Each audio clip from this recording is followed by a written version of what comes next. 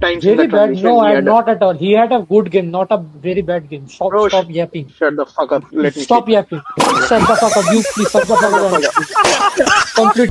If Chelsea win the league and the UCL and England win the World Cup, we don't want guys winning that. Who laugh? Wait, who laugh? This man said, this man said, he's one of them northern ones. Yeah, which one? Just Okay, let's see. Streets need to relax, man.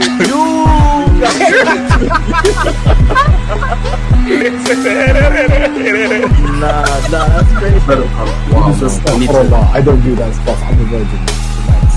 What?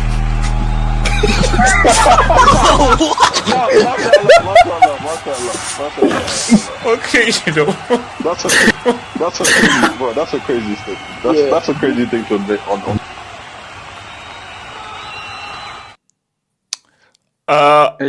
Wait, hold up. I know it's October. I know it's October. Okay, no. Before we get there, goal of the season is already done. It's already done. It's already done. Wait. What? Tiger. His new name is the Tiger. Oh, my fault. His new name is the Tiger. Bro. No, that's not seriously. Wait, hold up. Wait. Overhyped again. Tigers are cats, aren't they? They're part of the cat family. Yeah, they're part of the family. For yourself. What? Okay. What about lions? Are lions? No. Yes, Lions. Yes. So basically, lions, tigers, cheetahs, Yeah. and everything. Yes. But zebra are not. They're not. Zebra are not. Zebras come No, with it's just they are. Wait. So wait. Zebras are they horses? Drop it, man. The part of the cat family. Just drop it. Just shut up. That's wild. The fact you have Okay. to ask that is crazy. What? Okay. No, sorry, the part What of the dog family family. are the zebras from? What family are they from? The dog family. The dog family. I think they're related more to They horses. have tails. Okay, thank you. So zebras are basically like the horse family. Don't take my word for it, bro. Don't worry, AK. Trust me, I wouldn't. No. So basically, tigers, lions, cheetahs, Panthers, Jaguars. panthers, cat family. jaguars. They're all All the cat nobles. family, all cat Nobles, obviously not. Leopards. No, wolves are part of the canine family. Okay, interesting. So yeah, he's become a tiger. My guy, the tiger has been unleashed. The tiger has been unleashed, bro. What anyways, goal of the season, bro. Outside of the foot, no look, hits the crossbar, The fact the that other there's no crossbar, look, top of the bar. Then it did a little backspin, bro. So hey, Bruh. are you saying Chelsea are back then? No. they I'm did go down I'm to saying that. Bayern. I'm saying that we didn't fight relegation last season. That's what I'm saying. I'm saying that we didn't fight relegation last Who did season. We didn't do that. United play? No, against? that's what I'm saying. Is that we've won a UCL and a league title this decade. That's what I'm saying. That's what I'm HH. saying. Are you also HH. saying that I your know team you has won, more- but more- you are- did are go you- ban Hey, for HH, ban. that's a brick. What do you mean this decade? We haven't won a league. Hey, look, bro, long ball, bro. IFAB are looking into that whole long ball tactic, bro. You guys are not going to do that for any. HH, you haven't won a league this decade. I just need to respond to what Cook statement. Are we saying that like your team has more red cards than Premier League wins this season? No. Artist. What I'm saying is, Yeah, more red a cards. certain guy may have to be expelled from the Ball Members Association. So, guys, welcome. We're here, guys. Ambrose. Well, we're going to talk about. Guys, we're going to talk about Ambrose. Guys, we're talking about. So, we're going to talk about Ambrose. We're talking about kids. I'm going to talk about number 86. You see, when I see 86, 77, 61, then I need to check my TV screen, bro. Number 77, man. So that's when I need to really check my TV screen to see what's happening, to see what's really popping off. So we're going to talk about Ambrose. We're going to talk about Liverpool and what Ambrose did and how that's backfired and whether you will defend him for what he did. Obviously, general EPL Cup reaction, review and everything. Then we're going to talk about Hazard been inducted into the EPL Hall of Fame. Plus, Disgrace. Anyway. Wait, no, I don't know. I'll tell you what's a disgrace. Gary Neville being inducted before Yaya Toure and David Silva. That's That a is disgrace. an actual disgrace. That is a disgrace. Wait, how many league titles do they have? RDS and Jesus, don't you dare. Don't you dare. Don't use that trophy tax. No, seriously. No, wait, hold up. Save it for the Hazard section because I'm going to talk about the EPL. Save it for the Hazard section. And then we're going to talk about the Messi interview. And Cage is going to explain why he views individual records over trophies and everything. So I have a quick question. Are we not talking about Bayern? Quick question. Okay. So hold up. So remember, guys, join up in the Discord. Discord is where we chat everything. So Samasi, first of all, No. Just real quick. Lamasi, you stopped being a band fan because a black man from Congo took over. That's the first thing. Second thing, no. There's no. By the way, the second thing is so. Okay. No. Okay, so Masi. So very quickly. Deserve. No. That's. So Masi, please explain to us your experience very quickly of going to see band live, because she went to go and see band live in the stadium. And also, Smasi, I don't think you should be allowed to see band live based on what you said. No, I'm going to watch Bayern against Sporting in December. I got tickets today. Oh, okay. Oh, right. Okay. Well, Good. no.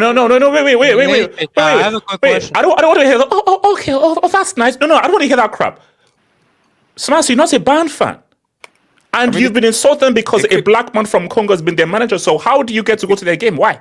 It could be worse. You could be watching like Chelsea and stuff. Because I bought them. Audience, I have to do that every week. Audience, who did you not play this weekend? Okay, I have a quick question. AK, quick, let's go straight. AK, what's the quick question? Go for the question. It's just off topic. When are we having the vibes hangout? Tomorrow, bro. If you go to a half of sorts, I've already put it up. It's already set for tomorrow. Yeah, bro, we have for to tomorrow. there's a lot of stuff. We have a lot of stuff. Are we going to talk about Endrick to Leon? HH, can I ask one question? Shout out to him, man.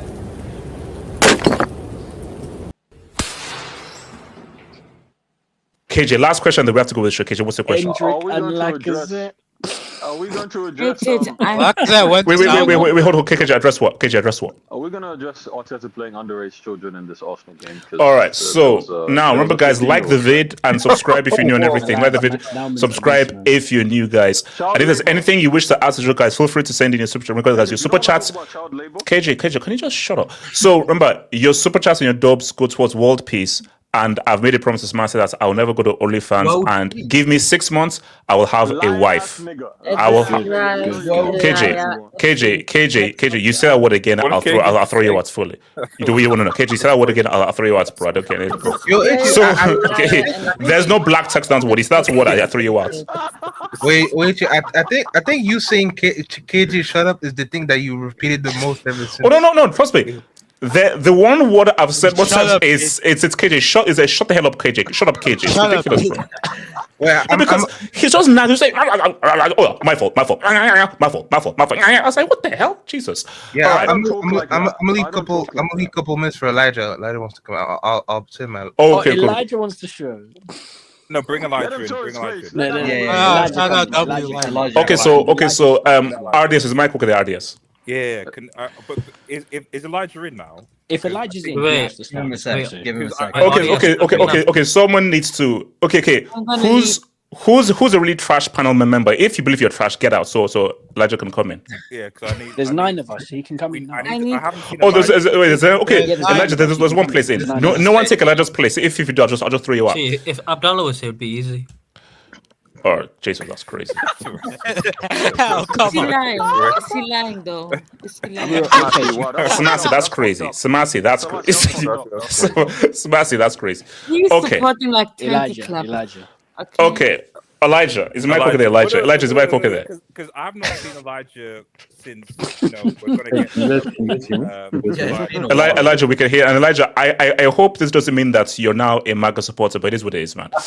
So Elijah, I'm just gonna come out and say, I got 10 minutes. Hurry up. Okay. First of all, do you? So these are two very easy questions. First question: do you defend the lineup that Amber Slot made? Two, how serious is the issue happening with Liverpool right now? And three, how did you feel about the United dunking? That's the first question.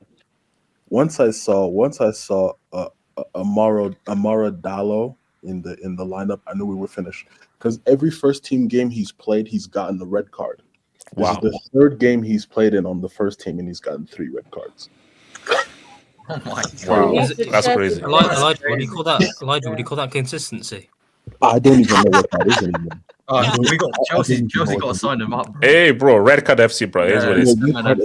I was just saying, I'm like, why? Like, last man, if he beats you, fine. But don't try to tug him back so you can try to stop the attack. You were already beaten. Like, it's ridiculous. And yeah, I know. I do know already that it's a rough period. It's a rough period. I haven't been on often because I've been working and I had rugby stuff and I'm just so busy. Yeah, But cap. I've been watching games. I've been watching games, and bro, this was me. The last 5 out of the 6 games. Like if we remove Frankfurt, the hot dog team from Germany, this was me the entire time. I'm literally pulling hair. You see, I grew up, so I have to legitimately pull it. Damn. You don't look like the chill guy anymore. I'm Chill just guy. saying, Yeah. That looks like you're stressing, bro. You're stressing. Elijah grew hair. Yeah, see, I grew hair. That's crazy. Wait. Hold on. AK, is that like a slice shot at me? Why are you taking that? Oh, and AK, now you see why I mock your lisp. It is what it is. But Go for it. I just said Elijah. I just Elijah. Elijah, go for it. Elijah, go for it. That's crazy. Elijah, go for it. No, relax. I wanted to harm myself. It's crazy. I haven't gotten that far. Trust me, I've seen worse. Not yet. I've seen worse. I kid you, I've seen worse when it comes to Roy Hodgson era. I wanted to harm myself. At 12, watching that team with Roy Hodgson, I wanted to harm myself. But Elijah, did Roy Hodgson spend 500 million in one window though? Just to clarify. Yeah, but Roy Hodgson didn't win a league prior to that in his first season. No, for God's sake. Okay. I'm sorry. Now my thing is, I'm noticing that this guy really wants to play his way. I don't know, stick to the basics, man. You all this overcomplicating stuff. If you want to play one striker or 2 strikers up front, stick to that. So do you defend the lineup? No, this was trash. I've seen the U18s. Most of those guys just played against Everton, the U19s, a few days ago. And then Freddie Woodman, I've seen him as a goalkeeper a few times. That's it. But that lineup I just knew it was a sacrifice. You can sacrifice a cup. There's ways to sacrifice a cup, but this was not it. I've seen Liverpool play in some sacrifice. They're going to sacrifice it, but they put in a performance. This game done from minute 1, in my opinion. I mean, you look at that lineup. You still had a Gehi, you still had a Munoz, you still had Sarr, you still had Mateta as a substitute. It was serious. They were serious. These guys weren't serious today. And that makes Slot even look worse. That's the problem. If he had okay, it's okay. Wait, how much pressure is he under about getting inside? Because I was again, someone in the Discord said that, bro, all because the guy had one bad season after winning the league is crazy. Just think about sacking him. How bad do things have to get before? All right, piss off back to Rotterdam.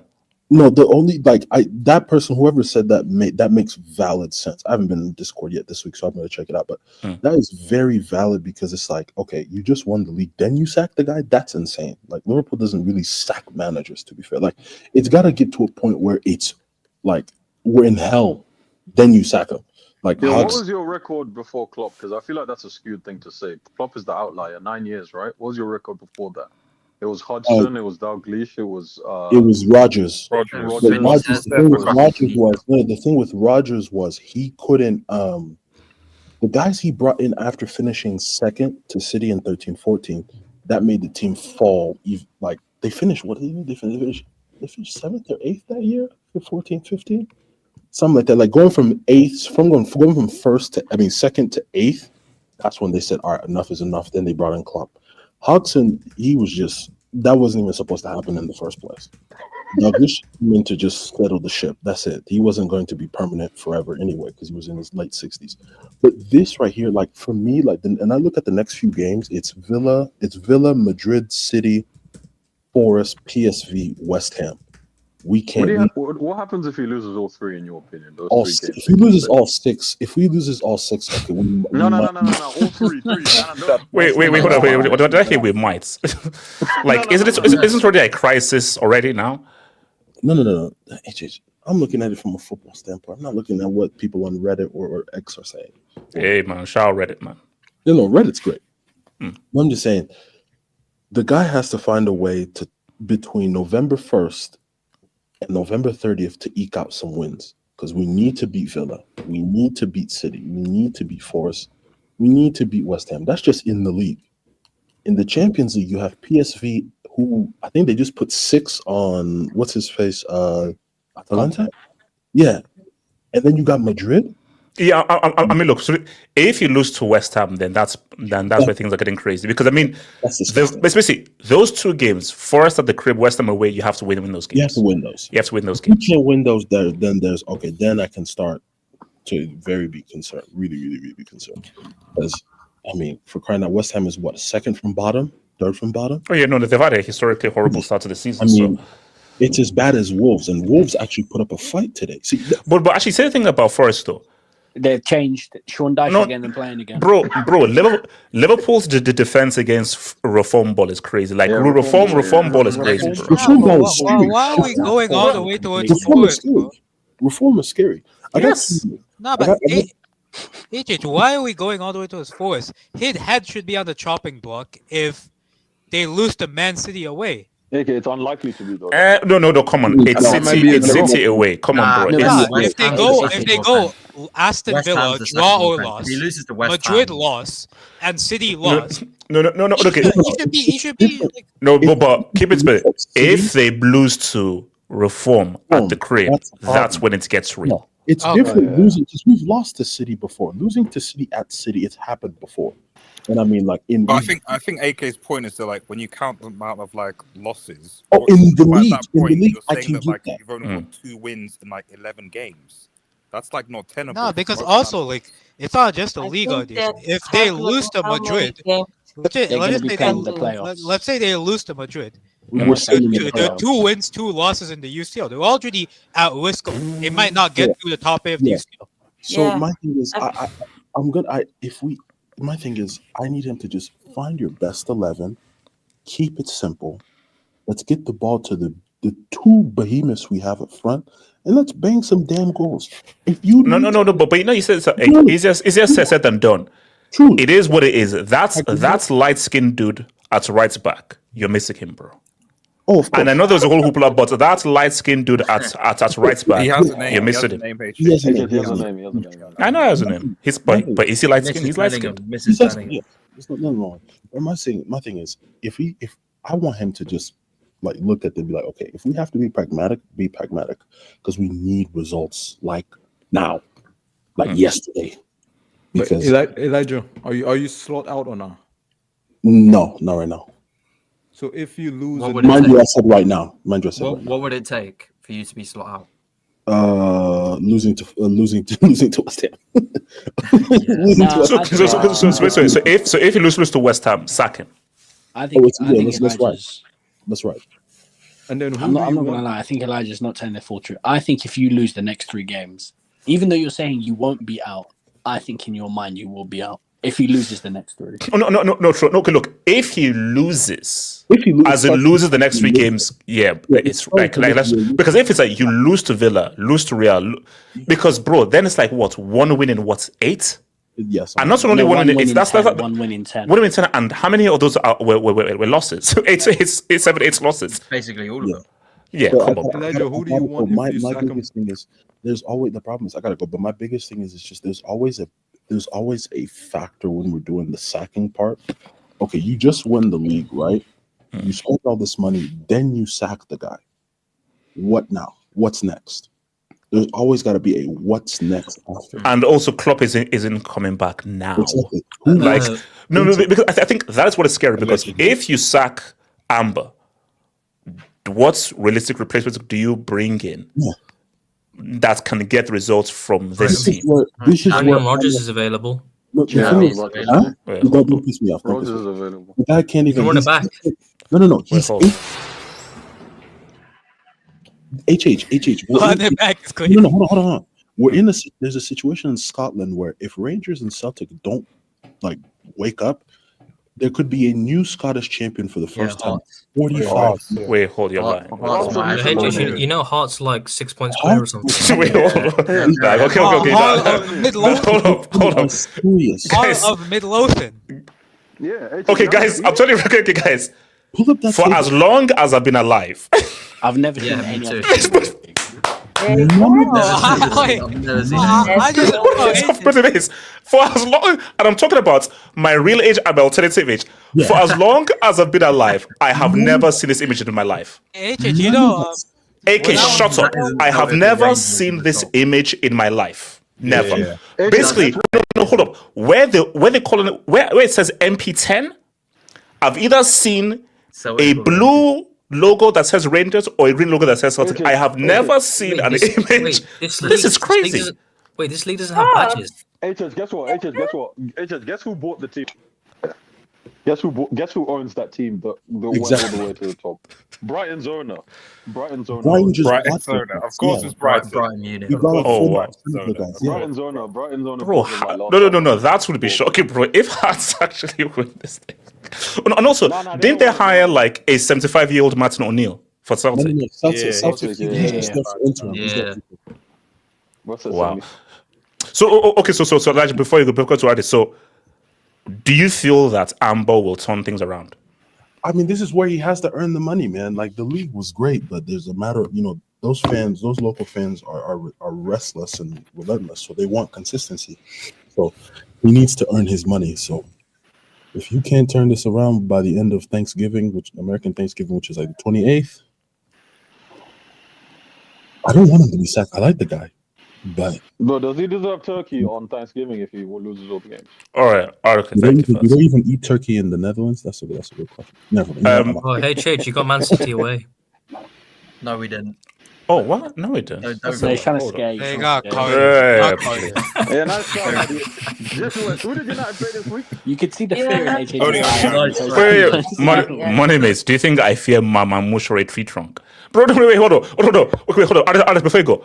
Money mates, I've got a tiger. Wait, hold up. Hold up. Money mates, remember in Avengers where Loki says that I have an army, and Thing says, well, we have a Hulk. Oh, we have a Haaland. I've got a tiger. Why are you I've got a tiger. I've got a tiger. Oh. Okay, and also I'm not talking about meow. I'm talking about That's what I have. Yeah, that's getting King died because of his own tiger. So Why? Right, that's how you made that. That was still a kitty, but like a year later, man. Like that was no lie. What's the movie company that has the line? What's the movie? MGM. Madagascar. Yeah, that's new MGM now. No. That's what. Okay, actually, no. I don't know what to do. Okay, hold on. Okay, I'm not going to growl on screen for everything. But you know what I mean. Like, growl. That's very disturbing, to be fair. Basically, once it was meow, and now it's rawr. We remember you were announced that you were getting a city. Like you were shook. Remember? No. First of all, Barry. 25th of November, we're going to pump you and that dwarf-loving Moroccan Guinean from Spain. I saw the way your defense was looking today, man. Hey, I don't. Barry, bring it, Catalonian. What's it called? That's crazy. Banned with the worst team in the league. First of all, is this confirmed? Yes, I'll take that. As a Palace, okay. At home, I'll take that. That's a semi-final. I'll take that. You're losing, man. Relax. So Arsenal probably fails for this cup. But anyway, yeah. I mean, first of all, I understand obviously HH's passion for this EFL Cup because realistically, it's probably it's the means of getting back into. Yes, remember you said the oldest trophy in England, man. That's what he said. Wait, hold on. Side note. And also because it's even me, my brother was even texting me and everything. Do you know how this? And also, Iris, you'll actually find this interesting. The way the storyline is playing out is interesting. Voltameda scored again. Yeah. I mean, the way the story is playing out with Isak and Voltameda. Yeah. I'm just saying, bro. I mean, no, because actually, let's have Zara where Voltameda outscores Isak this season, bro. Oh, he will. Wait, are we getting back-to-back Karabukis? Don't jinx it, man. He will, unless he gets injured, obviously, So, but I mean, I just literally came back from home, so because it's obviously his home stadium, so I was seeing obviously the fans, seeing the cheers and stuff like that as well. RDS, serious question: how do you support United and Newcastle? I'm just curious. He lives in Newcastle. He lives in Newcastle. Okay, and where Well, does that's a United totally come different from? person. No, I don't support Newcastle. Well. Okay. So KJ, maybe let's talk about. There are three people. You're not speaking to RDS. Sometimes there's Magpie Studios, and sometimes there's Los Blancos Studios. They're three different people. You know what that's like, HH? Do you know when Wait, Mick Foley where's came out Blue in the Line Royal Rumble? It's like Studios? three different Is people. Blue Line Oh, Studios? Yeah, bro, Blue Blue Line, Blood. Blue He's Line. been banned. He's been banned. He's been banned. Blue Lines occasionally. Get that guy off the airwaves. Chelsea don't come, then Blue Lines tend to make an appearance. So when Chelsea are crap, but yeah, I mean, you could. Yeah, exactly. Artie's to make a point. Like, you know, I remember saying at the time when this whole Isak thing was going on that it didn't make sense to me that Liverpool would spend 150 on a Isak when they could have spent it on getting maybe some like Rajiv and a defender like Gay to help them. Newcastle obviously got the money. They got their striker. They got two strikers, although Whistler's injured now, and he's good. Like he's scoring goals. I think he has at least 7 goals in all competitions now. I think, and I don't know how many. I think it's 6. I think it's 6 goals, in all competitions. Yeah. And last time I checked, I think as far as Isak's concerned, I mean, well, Harry Maguire has more goals. He's got the one. He's got the one. Yeah, he's got the one against Southampton. On the eye test, he actually looks alright as well. He's not even that bad. No. Basically, all I'm saying though is we can't have a situation where Volta made a guy who we called an art student outscores a guy who was 150 million. Okay, fine. I called him an art student. No, he's very good though. No, he's good, but he looks basically like a hipster art student from Bonn or somewhere. So I can see. What I just think is interesting. It just seems that it seems that right now, Isak, out of all the strikers that were bought on the season, I'm not saying that Gyökeres and Sesko have necessarily stepped up as well, but they seem to have at least had more of a positive impact for their respective teams than Isak has. And yet Isak was the most expensive out of all the signs combined. So that's a bit crazy. But Magpies, was it Eddie Howe or was it Isak? Just out of curiosity, I'm asking. Was Isak that good or was Howe making that good? Oh, let's not do this, bro. Let's not do this. Let's not. Well, I mean, look at his Sociedad career. It wasn't that good. Oh, wait, okay. Remember he scored like. Okay, guys, are you telling me that there's a bangers and mash tax on Isak's talent? To be fair, I'll be honest. People talk about the one season. People talk about that one season, like before he moved to Newcastle, he scored 6 goals. But the season before that season, he scored 19 league goals for Sociedad. So he is obviously talented. Yeah. So by the way, Amber. That's a wild comment, by the way. So, but we'll just move on to that. So, but I get the HH felt art street fake. But yeah. So yeah, as far as Liverpool are concerned this season, I mean, So do you think it was a bad decision to put out all the kids and just sacrifices and focus on Saturday? I don't know. I think the reason why it's so shocking is because of how much Liverpool spent. It's just weird. It's like if you spend 500 million in a summer transfer window to bolster your squad, that implies to me that you're competing in, like, you want to compete in all competitions. Like, you're not like, I don't know, like Nottingham Forest or Wolves, who were kind of like, right, we need to survive. We're doing like, let's just peel off this EFL Cup competition and focus on getting 3 points and keeping our squad fit, etc. You spend £500 million to bolster your squad, to compete in 4 championships, to go for all different things, So to then be in a situation where you're like, well, we now have to sacrifice the EFL Cup because we need to see if we can win at the weekend. Despite that's crazy. Come on, that's crazy. That is crazy, bro. Crazy, It's basically things are so bad that you put out your orphanage to go to get 3-piece because you don't have enough confidence in your senior team to play themselves out of a bad form. That's crazy. Exactly. That's just it's absolute. Because in an ideal world, what should have happened is that it should have been a mix of like, throw in maybe 2 or 3 kids, mostly senior players, destroy, Palace, at home, and then you can bring on additional kids and they can get experience, something like that. That's ideally what should have happened. That didn't happen, and obviously it was 3-0, so another loss. And then it's the whole obviously morale thing as well, because as if you're constantly losing games, and it's what happened to United last season, when you get into a habit of losing games, it starts to like just feel normal, like it's expected. That's the danger. So when AK was talking about if they lose to West Ham or Forest, it's over. Yeah, they might not lose to them, but at that point, if you're losing to Madrid, and other teams, and you've got another 3 or 4 losses, you're now in the danger where losing is now just becoming part of, like, it's just how it is. It's just expected. There's no drive. The Premier League title's out. You're not going to win the Champions League. You're out of the EFL Cup now. So unless by luck an FA Cup run, your season's effectively over.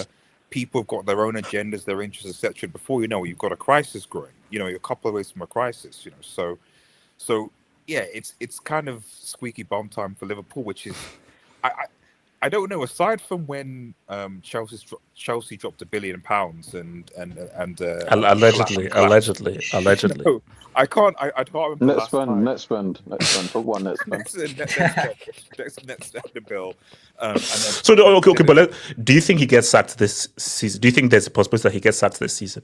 Of course, there's a possibility he gets sacked this season. Like the guy lost 4 games in a row, and he's because Liverpool's run, in fairness, Liverpool's run has been like, it's not as, for the start, has not been as hard as say Manchester United compared to other teams, so they've still got to play difficult games. They've not played Chelsea at half. RDS. What? So let me guess. So you believe in a cheeky title race? CWC. So you say, okay, no, RDS, don't say, cheeky title race. And David T, I know you're out there with David T. I see you out there. Oh, you believe in a title race. A lot of loans have been cancelled recently. Let me reiterate. Money miss. I'm hearing a lot of people are now coming back from the border now and everything. A lot of passports are being revoked. People are coming. They say that there's a whole coming home thing. There's a mass redeportation happening. Redeportation. One question. Actually, does that make sense? Redeportation. No, it doesn't. Wait, Because if you get deported, but it's You're going back to it's over, man. If you get deported, bro, it's over, man. Okay, I think no. But what's the reverse of deportation? I think it's a remigration. Repatriation. Guys think you're so cool. Wait, HH, you tell me the refund the votes. One thing, yeah, this was it. Because obviously we're going to talk about how Chelsea dunked on Wolves and Gittins' goal and the other red card from Delap, who's going to be out against Spurs. So hopefully that could affect. Seriously, AK, I think we're right about this. How do you come back from injury and your first thing is getting sent off, bro? I mean, come on. Set the screen, man. He tried to set the screen. The screen didn't come off. No. I think because of the body. I think this guy's playing the wrong sports, bro. It's like Liam. We don't set screens in the sports. We don't set screens here, bro. Imagine him as a center. Oh, he'd be great. Bro, he'd be amazing at setting screens. He's a thug. But you need thugs sometimes. But more importantly, like with this win, do you think that like this was the win that will motivate Chelsea to push on their title race, as you said? No. Artists, all I'm saying is Eye of the Tiger. Boom, boom, boom. Din, din, din. You don't know the words. Eye of the Tiger. You don't know the words, do you? Boom. Getting up, that is crowd on the streets. Get on up, take my chances. This is sad for my feet. And I know, because I feel in the ride. It's the eye of the tiger. It's the heat of the night. I dance to the better to the fighters. You're nuking the song like LeBron. You know how LeBron sings them songs, bro. You know what he says. Can I speak on this? Yeah, but let's go for it. I'll take it as I go after money. Thanks. HH, you knew it was going to be a bad game when I saw Salah at the stadium, but he's on the bench eating pineapples. Yeah. Wait, you mean in street clothes? Rumor has it he still has his Christmas tree up, by the way. That's just a rumor. He's wearing Liverpool merch. He's got like the hoodie up and he's just eating pineapples on the bench. And I'm like, hold on. Why are the subs eating food? You don't eat food if you're about to come on. Yeah. You don't eat food And then I look at the match they squad. HH, if you could you go on Google and can you look at the substitute bench that Liverpool had? HH, close your incognito tabs. How many Africans on that bench? No. I swear to God, I did not know a hold on. single person on that bench. Freddie Woodman, KG, nah, man. Who is Omorui, Milos, Calvera. Wait, hold on. No. Just U19. Wait, hold up. My name is the easiest thing to do is just look at the numbers. 95, 47, 65, 68, 99, 42. Bro, money makes Carter Pennington doesn't sound like a race car footballer's numbers, name. bro. HH, they had a player on the bench. Doesn't sound like a footballer's name, bro. I'm sorry. No, but KJ, you don't get it. They had a player on the bench, and his real name is Well Lucky. His actual name is Well Lucky. No, guys.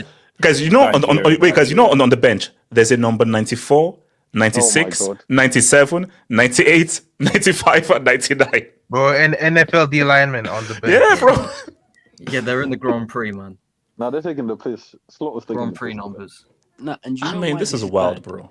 If you're like Man City 4 in a row, like look at it, Michael Laffey, Figueroa, Norales, Pennington.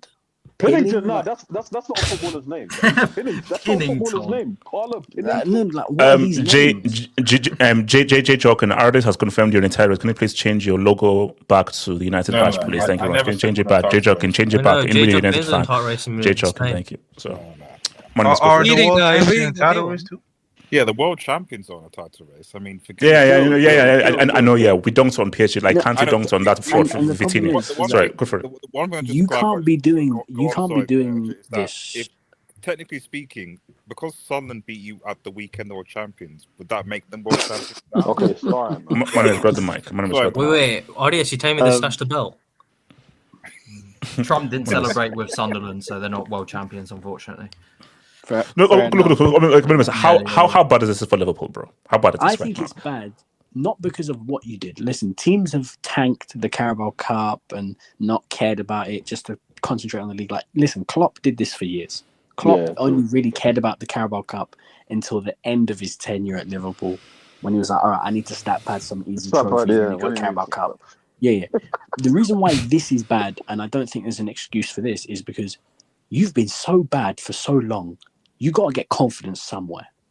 Get some confidence, get some wins, get some belief back in the team. Like, because you're not going to get some free, easy wins anytime soon. Like, you got work to beat Aston Villa. But Madrid are hitting form again. They're not the same team from last year. Man City, say what you want about Man City, they're a lot better than what they were as a team from last season. So... no. I mean, I'm really with you. If they lose to Villa, things are looking sketchy. Because this team, I don't know how this team beats either City away or Real Madrid. Yeah, I don't know. This Real Madrid Why are we team, guessing City away? Come on, guys, be serious. No, KJ, I get City like are bad. City are still better than what they were last season. Yeah. City last season are trash. This City team are like on their day, they can still beat you. So it's like stop Haaland and you stop City. It's not that difficult, to be fair. Yeah, but that's still more than last season at least. But the problem is that with Liverpool is that, and I agree with RDS completely. They spent 500 million to try and compete in all competitions. And Money mates, did Klopp ever actually spend 500 million on any transfer window? He never got close. He didn't. What is Klopp's combined total at Liverpool in those like? Yeah, no, that's the interesting because most of it was on Alice in Wonderland and the Dike, but then for other guys, I'm pretty sure Klopp's total was like somewhere between 750 and 800 over his time at Liverpool. He was really bad at recruitment, though. That's one of the problems. No, but like that's my point. They spent 500 mil. They didn't buy a bunch of like trash players. They bought 500 mil of quality players. This ain't like a Chelsea £1 billion window where they bought 300 million on like Koulibaly. Net spend. But I'm not being disrespectful. Like if they had like a Chelsea 22-23 window where they buy Aubameyang, Koulibaly, and Sterling, I'm not going to sit here and say you got to win all competitions. Bro, you bought the best number. Anyways, I don't like how you said it. I don't like how you said that. I don't like how you said that. What about Jimmy J. Gordon or whatever his name? That's my point. Washed Aubameyang, washed Sterling, and washed Koulibaly for that much money. No. That's not funny. It's not funny. It's not funny, bro. They got to pay for their crimes. When Chelsea had that window, I was not looking at Chelsea and saying, "Oh, you must deliver the league or you must deliver the Champions League," because these guys. These guys seriously, KJ and Chronicle, bro. Someone has to pay for this. Someone has to. I don't know who, but someone has to pay for this. You know those fines that we got, like those charges. I'm sure it's for that season. Yeah, yes. There was crimes that. Wait, what about Wesley Fofana? I haven't seen that guy in like 5 years. Oh, man. He played last week. Stop lying. He played Champions League last week. No. He's back. So, Manis, do you see a scenario where Amber gets sacked this season? The issue with it is that I think if there was a clear replacement lined up, like let's say Klopp wants to come back, or if there's a top manager who doesn't want their job anymore, I think they'd pull the trigger on him at some point. Because, listen, Liverpool fans can say, "Oh, it's not that bad in the moment. It's not that bad. We'll give it time." But when Conor Bradley is caught 1v1 with Vinicius Jr., all that time talk is going to go out the window, because because I'm sorry, Real Madrid last season was not a true reflection of what Real Madrid are as a football club. But you know what I think if Real, because I don't think it will happen, but if Real drop a circumcision or a cheeky baptism, like AJ, at Anfield, then I think it'd be crazy. Remember that 5-2 they gave Klopp a couple of years ago? Yeah, that could easily happen midweek. Cheeky baptism is crazy. That could easily happen midweek. Oh, hold on. Let me quickly text to the beat. So shout out to boy 87. HH, thoughts on Spalletti to Juve? Oh no, pretty good. But it's not going to change what. But I think, Juve, they finally, bro. Juventus, those guys are ass, bro. I think that's their first win in 8 games. Bro, the fall of Italian football is. Wait, are we going to talk about the manager revolving door in Italy? Because it's the same manager but at different clubs every single year. Yeah, they pass them around, bro. Sorry, Barry, what's saying? Nah, I was gonna say, Serie, I need to call up the people who was working with Chauncey Billups and all that. Maybe they might be better. Okay. Shout out Chauncey, man. The Coutinho money. Bro, that has to be the craziest knock-on effect ever. Was that Coutinho transfer, bro? Bro, that thing just messed everything up. It's cursed. Shout out to Marbet. Finally, Liverpool have a Dutch bold manager. # survived 10.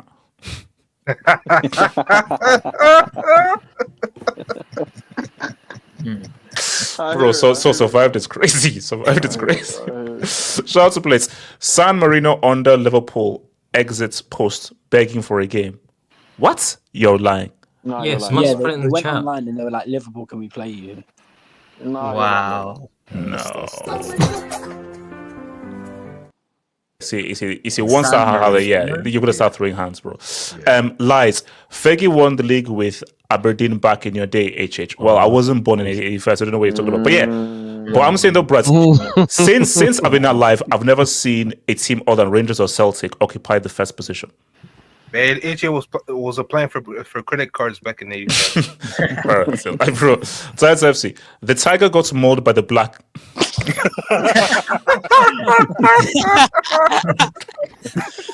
You're not wrong. That's okay. That's a good. That was a good. Fat Sad in Hall of Fame before gigs. Yes. We're gonna no. We're gonna talk about it. And shout out to Gigs. Gigs is not Zard. Gigs is not Zard. He's not Zard. You see, okay. Put it this way. Gigs before Hazard. Before Zard. Before Zard? I was gonna glaze Zard doing the section. Please don't make me. God damn. No, bro, I'm not playing the posting. Yes, please glaze it. Because it is going to be a glazing session. You do know Giggs isn't there because of personal reasons. I think with the chairman, your chairman snitch, and he's done the Look, Belgian Husky, worry about winning a nation on your first round. I think. Sorry, Barry. Yeah, I think we're the first community to slander someone after entering the Hall of Fame. Like the Hall of that's the biggest honor you could get, and we're slandering him. It's crazy. It's crazy. But But Barry, I will protect his honor. Shout out to MN Global. Tiger is my left winger. F off Garnacho, you piece of crap. We've kept the receipts. F off back to Man United, you loser. Yeah, don't worry. We kept the receipts, so he'll be going back to United very soon, man. Bro, the Tiger has risen. Shout out to Blaze. Liverpool so shit. They gave Yeripino GA multiple as well. AJ, can I speak on it? Shout out to Yeripino. AK, talk to me. On Liverpool. On Liverpool, right? Yeah. Here's the thing, man. To be honest, bro, like I knew they were gonna lose after I saw the lineup. Like, bro, that lineup, they're not winning. They don't win with the first choice lineup. What are they gonna do with what that? are they going to do with kids that no one knows? Like, AK, what are they doing with number 95, 98, 99, and 200? Come on. Exactly, man. Like, I knew they were cooked at the beginning, bro. Like, and I think for Liverpool, it's just like I don't know why Slot didn't play as like at least even if you don't play like your first choice players, at least keep them on the bench so that you could if the game goes as badly as it did today, you can get them on. They could gain some confidence, try and change the game. Like I don't understand why you would rest your starters just to create more disharmony at the football club. Like, bro, Anfield was half empty today. At the end of the game, Anfield was half empty. Like, I don't like. How is this gonna improve their confidence going into Villa? Villa's an away game, by the way, and they have been trash away this season. I'm not gonna mention him, to be honest. Cup. Villa's an away game. They have been trash away. How is this gonna help you, get something against Villa? So I didn't understand why he did what he did. At the end of the day, but I think the idea is let the team rest, refresh their brains, give them like a whole week's rest, come into that game against Anfield fully refreshed. They've had a whole week rest before. They still lost. No. Let's have another week rest against. Let's have another week. Another week. No, because his idea is okay. What if he plays them and they lose? What if he plays the first team and they lose? They win. Yes. Let's remember Liverpool lost to I think a couple of years ago. I think overall, like I'm looking in terms of his sacking. I'll be honest, bro. Like if they lose to Villa, then to Real Madrid, then to Man City, I think it's over. Like we're in a position where Liverpool have been so poor this season. These two are difficult games. Villa away is not an easy game. They could lose the next 3 games, and it won't be surprising. It wouldn't be surprising if he gets sacked. Yeah. Yeah, I mean, look, it's that's a crazy run, bro. This is hilarious. Because he's already lost, like, out of his last 7 games, already lost 6 of his last 7 games. Plus, add another 3 games. He has 9 losses this season, bro. That's mid-table level. What, did they lose It's more 9 than games already last season. I was about to say, did they lose 9 games all of last season? Yeah, last season. Just they've won. Yeah, and also like they lost 4 in the league. And they've already lost 4 now. So they caught life so much last season. It's mad. It's just that's what I think. Like I personally, in terms of the Villa game, I think, to be honest, I think they win that game. So like they're gonna give some sort of false confidence. They're gonna win it last minute, and they're gonna get beat down by Madrid. That's my prediction. KJ talks about so KJ, J2S, and then Chronicle. This is so interesting to me because I remember saying about 2 weeks ago that if this continues, I could see him getting sacked, and the replies were, "Oh, he's got credit in the bank. Oh, that's not how FSG operate. Oh, it's a transition season." HH, can you zoom into my AVR, please? I'm telling you. I'm telling you right now, HH. $1 million. It's looking long for him. It's looking long. No, I'm telling you right now. It's HH. They didn't end last season well. That's one thing. But the second thing is like. So let me ask you. So last season, was that Salah, or let's just give Amber more credit? Let's just give Dr. Evil a lot more credit. So how much of it was Dr. Evil? How much of it was Salah? Okay. You know what? Yeah. I'll give I actually put it down to three things. The league being bums, particularly Money Mace's team. Dr. Evil and Salah. I'll give Salah 40%. I'll give the league being bums 30%. And I'd give Amber 30% because he did improve them defensively, because that was the problem on the clock. What I will criticize him for, HH, is the fact that they didn't end the season well. And even though you guys want to put that down to, people want to put that down to they stopped caring, that's fair. But at the same time, Salah did decline towards the end of last season, right? That's when they had to shift more towards a team effort, right? Which is why they bought so many of these players. We've already said that. But now, when all these players come in, right, the most important thing is balance, not necessarily playing all of them at once. You know what I mean? Like, I don't know what he was doing during preseason, because he got all his signings in pretty early, aside from the big one, okay? And we're assuming that he wanted all these signings and he didn't actually prefer a midfielder defender to Isak. But this is the thing, HH. I don't think all of these were his signings. I don't think Liverpool is the team that operates like that. Klopp didn't always get what he wanted. And I don't think I'm the slot. I think, yes, he's got a bit more credit in the back because he won them the league. But I'd say, they signed, 7 players? 3 defenders? 3 defenders, 2 forwards, and an attacking midfielder, right? That's who they signed, right? That's 6 players. I would say Leone probably isn't his signing. Let's be honest, it's probably a club signing. They're probably just gunning him for a while, right? The 2 fullbacks, I would say both of them. Frimpong, I think every manager who's worth their salt knows that Frimpong is pretty suspect defensively.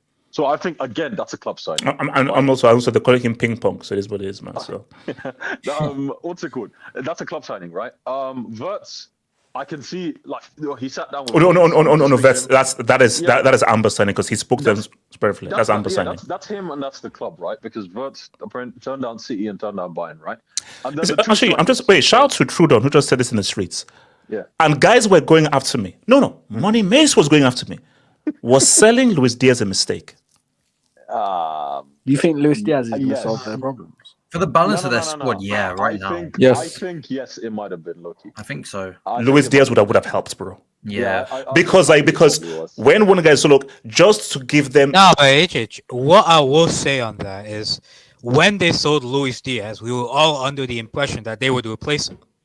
They have not replaced him. So and it's not even that. That's how you can phrase it. You sell Luis Diaz. I still think it was bad, but whether it's bad or good, fine. But who do you replace him with? Wait, who realistically thought Rodrigo was coming here? What's it called? Show your face, man. Who actually thought Rodrigo was coming? Well, those are guys that don't know that Rodrigo literally wants to be a CUCK for Real Madrid's bench. So, but KJ, they had the cash for him, but they decided to spend 130 million on another striker they didn't need. And also KJ. Yeah. If you respond wrongfully, I'll just throw you out because I'm actually fed up with all your crap. If they got Lookman could have helped. You know what? KJ, wait. KJ, I know what you know. What's what? You know what's that? You know what? What? You might be right. You might be able to. Oh, I might be right. Oh, good, interesting.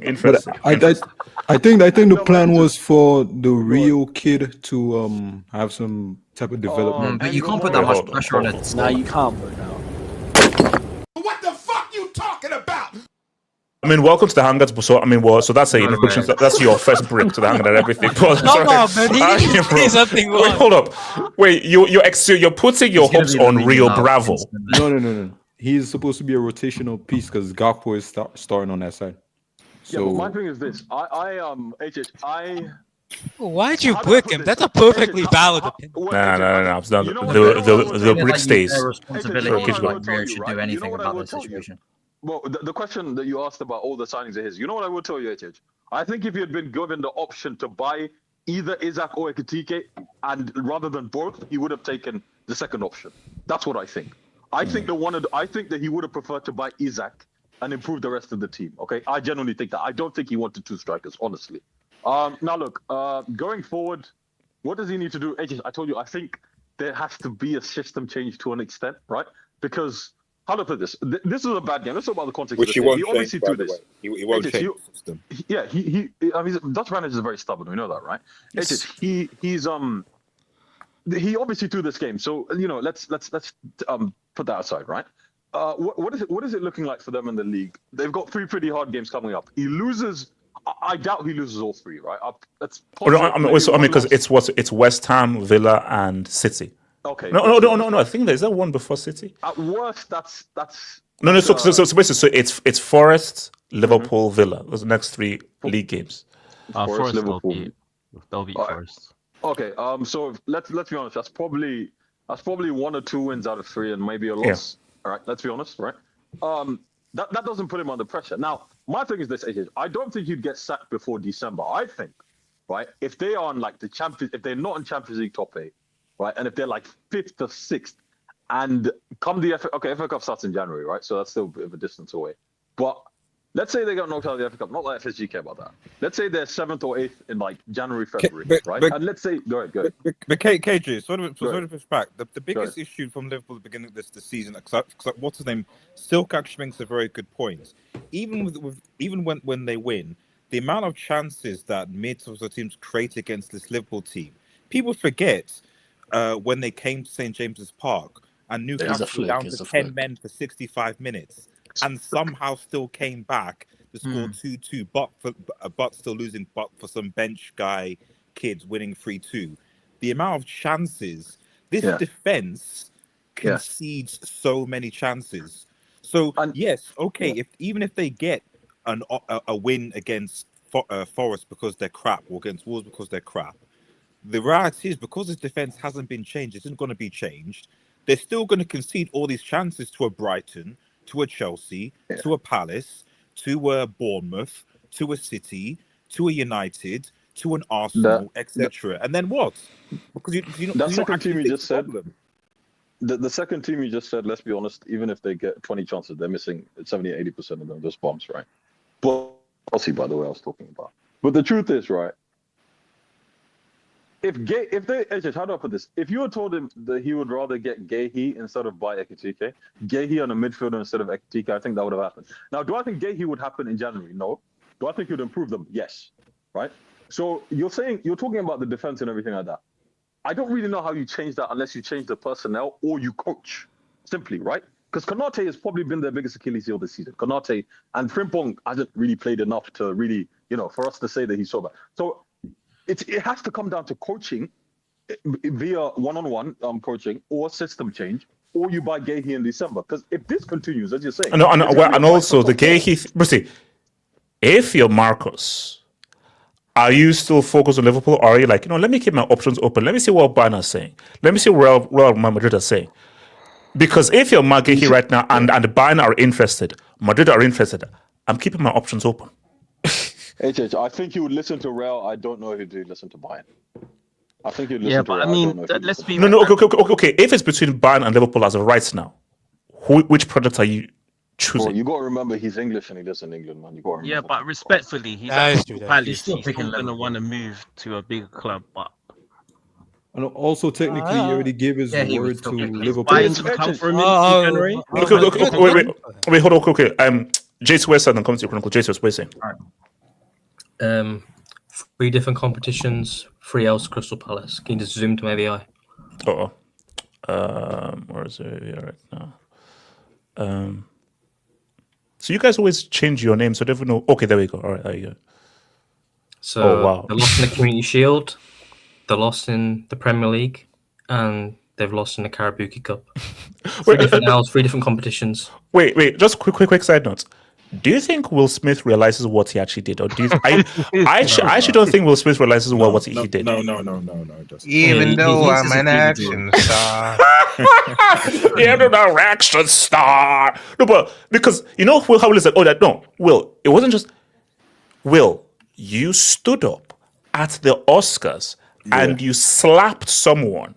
At the Oscars for telling a joke, and then you sat back in your chair and says that keep my wife's name out your effing mouth twice. And don't forget what his wife did to him after that.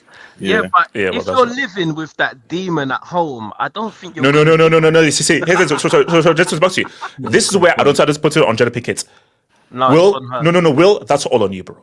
No. It doesn't matter. You decided to get up. You decided to slap someone at the Oscars. You decided to sit back and you decided to now cuss him out at the Oscars. Well, that's on you, bro. It's black magic, HH. You know, it's the proper African. And she black just magic looks. stuff. I And also because you know that whole Will Smith gif on Twitter, like it's bad. It's bad. Sorry, Jason, back to you. Also, you dropped the bag on Margot Robbie, so the less said, the better. Like, yeah, but look, they're in like an open relationship, so like I think it's all about one night stand tax. So it is what it is, man. No, he could have just cut it off completely, but he chose to go back. Like, it is what it is. Bro, that's that's an expensive divorce settlement, man. That's an expensive divorce. Just that. It's picture, cool. remember As HJ just said, it's good. You know that picture of his face at the table when they're doing that confession, and he just looks like he's just broken. That's red like, table talk. Yeah, red table talk. No, but it's honestly not broke, guys. At a point, late 90s, early 2000s, Will Smith was like the biggest star in the world. At a point, wait, hold on. Wait, brother, what's so funny? Why are you laughing? I already know though, but I already know this. But what's so funny? But he was.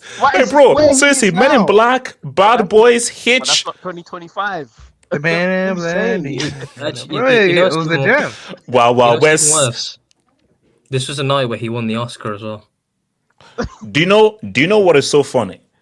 A lot of people don't realize that Will Smith won the Oscar. Yeah, they don't know because they had Denzel, they had Samuel L. Jackson. They are all the uncles, man. That King Richard movie. Yeah, that slap is a legacy now. But yes, is that King Richard movie? He'll be remembered, I guess. So. No. Basically, let's be real. More people are going to remember the slap than that tragedy in King Richard, bro. So yeah, I didn't even know he won it. I've not even seen it. There's no point, bro. It's Will Smith. He's not a great actor. He's not a great actor, bro. On Liverpool, I've looked at the game since the PSG game where they lost. So they've had 26 games since then. They've only won 12. So basically, this started after that PSG game. Really? Yeah, this is going all the way back to March. So this isn't just a this season thing. As Kay just said, look at the back end of last season. Since the Champions League where they lost, it's just tailed off completely. And then even look at the start of this season. Those first 6 games, how many late winners were there? Bournemouth, Arsenal, Newcastle, like every game. Atletico Madrid, Burnley. Like this, they're just papering over the cracks. Like, look at the team. I forgot they need the penalty to beat Burnley. Yeah. Man, no, these bums, man. Come on. Jeez. Because compared to last year, they weren't trying to play through the middle. It was always give it to the wings. So it was either Salah and Trent, and then you had Luis Diaz or Gakpo doing their thing, and then you also had Robertson, who was a bit of a bum last year, but he still did his thing. Yeah. This year they're trying to force it through the middle to Wirtz, and it's not working. And then if you want to pass it on the wings, who you pass it to? Charlie Kirkes and Ping Pong. On Ping Pong, bro, it's not happening. No, but again, it's not the same. Like, say what you want, but that light-skinned guy that's now a Real Madrid man was pivotal to them. He has a name. He has a name. Contract. You know a sad thing as well. When he moved to Real Madrid, certain Liverpool fans said he left the Galacticos. Yeah, Jesus, you want to know a stat from last season? Because last season they all say Trent was washed. Yeah, exactly. He was he was number 1 in progressive passes in that team last season. Exactly. Yeah, look, he was the best. Apparently washed. No, because I think that is the uncomfortable truth that Liverpool fans don't want to contend with because of how painful it was for Trent to leave. Trent's leaving is a lot bigger than what people want to make it out to be. Yeah, no. Also, who's also on that right side in front of Trent? Salah. And you've seen Salah without Trent. What he doesn't do anything. There's wait, hold on. J Twist, now you're saying something very scary. Are you saying that there's a Trent tax on Salah? Hey, Church, when has Mosa had his best career? His best output in GA? J Twist, you're walking into dangerous waters. Are you telling me right now that the moment that Trent leaves, Salah goes down? So Salah's entire career, there's a Trent tax on that career. Is that what you're trying to tell me? I'm just saying certain people's Premier League goat has had their hand held by their fullback. No, I'm just saying. Uncomfortable conversations are being made right now. It's good to and I am feeling uncomfortable. I'm in discomfort. This is scary. Is that why he doesn't perform for Egypt? In the 17-18 season, was Trent a massive part of Liverpool? That's like Lauren and he was coming through at the time. He was confident at the time. I mean, Salah did have a great season then. So like, no. See, Liverpool. What you're not going to do is say, "Oh, Trent." No. Trent was pivotal. Don't talk about how Trent was. Oh, he cost us points. He was a liability and everything. Liverpool fans, lie to me and tell me that you wouldn't want Trent back. Wait, to these Liverpool fans, was Trent a better positive or negative last season when you want to outlook both things? It's a net positive, not a negative. Yes, of course. Yes, and it's different. It's different for a defender because if a defender makes a mistake, it's more likely to be a goal than an attacker. It's different. You can't compare mistakes defenders make to mistakes attackers make. Can't do that. Of course, defenders can make a mistake. They're not flawless. There's no defender in the world that progresses the ball better than Trent Alexander-Arnold. Yeah, I was going to say AK. I'm pretty sure AK put up a graph. I think. Yes. Ago, with the progressive passes comparison between with Trent and without Trent. As you can see, the right back had way more opportunities to move forward and split the passing lanes into the attack. But they don't have that at all anymure. It seems very robotic. So. When Trent was playing, he wasn't playing as a right back. He was playing as a right wing. That allowed Salah to go into the middle because that's what he is. He's an inside forward. He's not a winger. And then we've seen this season, he's out in the wing. What's he doing out in the wing? He's dribbling with his knees. Let's not do this. I feel the hate they had for the guys. You haven't won. How many trophies have you won? So you won two Premier Leagues and a Champions League. Yeah, he's helped you win these trophies. He's ambitious. He wants to go win more trophies elsewhere, right? Now, there could be the argument that Liverpool could have paid up to salary a lot more and he could have stayed, right? No, they could have started negotiating a lot earlier. Maybe he wanted to leave. They could have started negotiating a lot earlier. They left it too late. That's their problem. They left it too late. Well, they can't. Wait, hold on. Okay, so hold on. So Jade Sweats, if you're a betting man, would you put money on Amber being sacked this season, or he'll survive this season? See, Liverpool fans like to do the whole we're a family club. We don't do this to our managers. Let's not do this bullshit. If he loses in the next 5, if he loses 5 of the next 7 games or 10 games, they're gonna want him out. Let's not do this. We've seen what certain fans do when they see a different colour player on their team.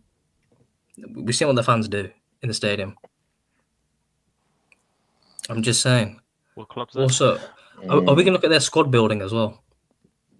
Well, hold on. They spent 500 mil. I don't want to hear about squad building. You've spent enough money to have a squad. I'm saying they spent money, but where they spend the money on? Look at Chelsea's been atrocious this summer. You can spend money and still. Frimpong is not a fullback. In the Dutch national team. He plays as a winger. He's not a fullback. And he was a wing back under Alonso. Yeah, please tell me what are Bournemouth doing without Kerkez and the whole back line of last year, the second in the league? So is it Iriola tax or is the player actually good? Real attacks. Look at their midfield. I was going to say, look at their midfield. Graham Birch, McAllister, and Szoboszlai. What is that doing? How much money do you reckon they could get for Salah this summer? Maybe go Saudi. Wait. Who said 30? Bro, Al-Ahly will pay 40. Nah, Saudi will pay 80 or something. No. KJ. No, wait, hold on. Wait, KJ. What the fuck you talking about? You expect me to accept 40 from a Saudi club? KJ, are you sick? Are you high, or do you smoke Scontoriga? No. You gotta understand. You gotta understand, AJ. They don't recruit as stupidly as they used to, right? They're trying to transition away from. I don't care. You're from Saudi. No, sorry. If you say 40, I want add 50%. There's a 50 million plus tax on any initial price. Yeah. So if it's 40, it's 90. How many years is left? Like 70 mil. Wait, how many years does he have left in his contract? He's got 1 year left on his deal from next. You know what? You don't even want. What's that noise? I'm going to put it out there. Hold on. He goes on a free transfer. Is Money snoring? There's someone sleeping. I think it's Money Miss. Wait, don't call in. Let's see him snore again. Someone next to Wait, shh.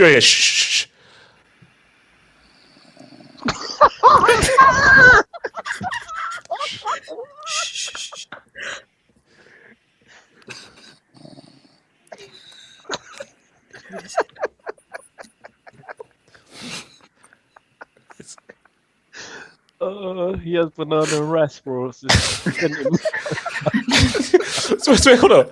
How do you gets onto Hangouts to just sleep on everything. This is. That's what watching Arsenal does. Yeah, didn't Samasi do that one? That's what Samasi. Oh, yes, we have to do that once, but. So, wait, hold on. Shh. Yeah. We need Arteta ball, man. Okay. But anyway, don't worry, I'm going to clip this again. So, Body Base, you've been removed because you were caught sleeping while on air, and you're going to take up a space. So, guys, there's a free space for everyone else. There's snoring merchants out of here, bro. What's this called? Just back to you, bro. I was just going to say, when we get to the hazard topic. Oh yeah, it's the next one. Cage said he has 1 year left in his contract. Yeah, from next summer. So does he go on free transfer next year? No. 1 year left on his contract from next summer. He's under 2-year extension this summer. Yeah. So that's what I'm saying. They can get. Wait, hold on. Yeah, KJ, shush. What's it called? Chronicle. Talk to me. Yeah. So I had the multi-view on Sky Sports. So I watched the Chelsea and the Liverpool game at the same time, basically. Do you think Slot just purposely threw this game? The yes, lineup 1,000%. Because not even that you just played youth on the starting 11, but you also played youth on the bench as well. You had no senior players in the squad at all. And it's with context, if you were winning a lot of games and you was top of the league or whatever, I could excuse it a bit more. But the fact that you're on a constant losing streak and your team is begging for some confidence, an easy game like this, well, not easy because Palace are good, but still, it should be a lot more winnable to win this game. No, I mean, basically, what he did, whether you were expecting or not, is his team is under pressure. Yeah. And he wants to give them a full-on rest because for him, the league and usually is more important than a Carabao bookie. But the issue, though, is if you now lose on Saturday, it makes your record even bad because whatever the case may be, guys will say, no, you've lost. This is yet another loss. So what? 5 in 6? 5 losses in 6 games?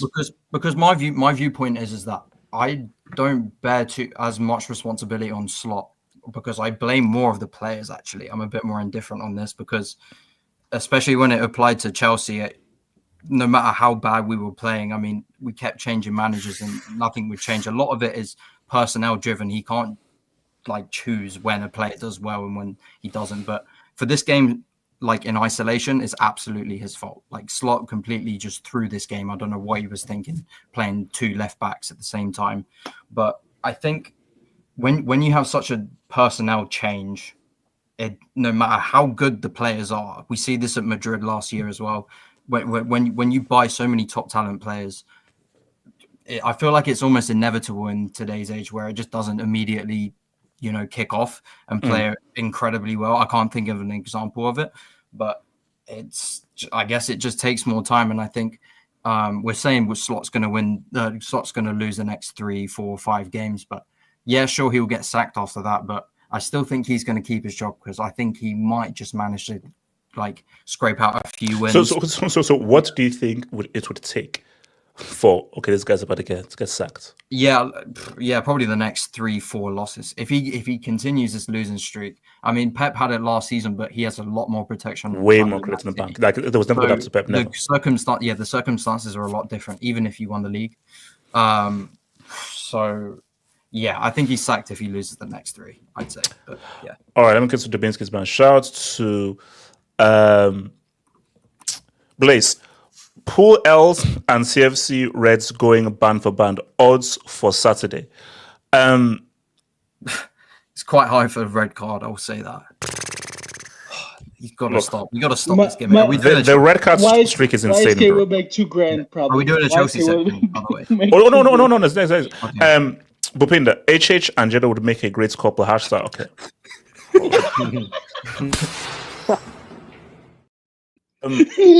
HH also fumbles the bag like Will.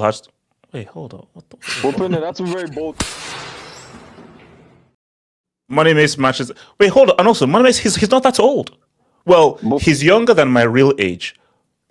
Wait, he's no. He's older than my real age, but he's younger than my alternative age. Oh, so I don't. Isn't your real age? No. He's older. He's older than my real age, which is 21. But he's younger than my alternative age, which is an age that no one will ever know. That's what I'm saying. Could you bring up Champagne's comment, please? João Felix and chill. Smavs is trash. Shout out to Dad, thank the should listen to HH. One brick after another was awful. That Bournemouth loser from Lambia hyped it. I bought it. What was the point? A bummy life, bro. I said right now. It is one of the most. Basically, no, but guys, put it this way. That was trash. Wait, guys, put it this way. It's literally a poor imitation of Big Lebowski. Go watch the Big Lebowski. That is a better version of that trash. Yeah, it's actually a pointless movie about. So basically, a guy who used to be a revolutionary, but now he's a stoner and he can't remember a password, and he gets tasered. And then there's a guy who says there's a semen demon, and there's a. Damn. It's just, bro, Barry. The film is trash. It's just it's stupid. Wait, who's a semen demon?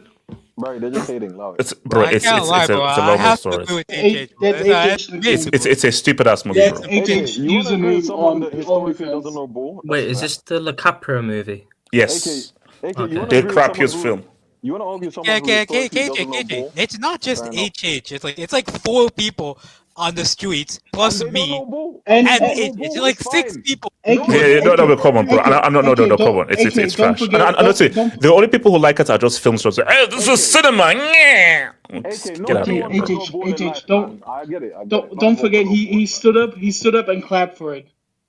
I said I almost. No, KJ, you did. KJ, you stood up and you clapped at the end of the other film, bro. To be fair, knowing ball ain't for everyone, so it's fine. It makes sense. Yeah, it's good. So, basically, I'll tell you, do you know why it has high scores? 2 reasons.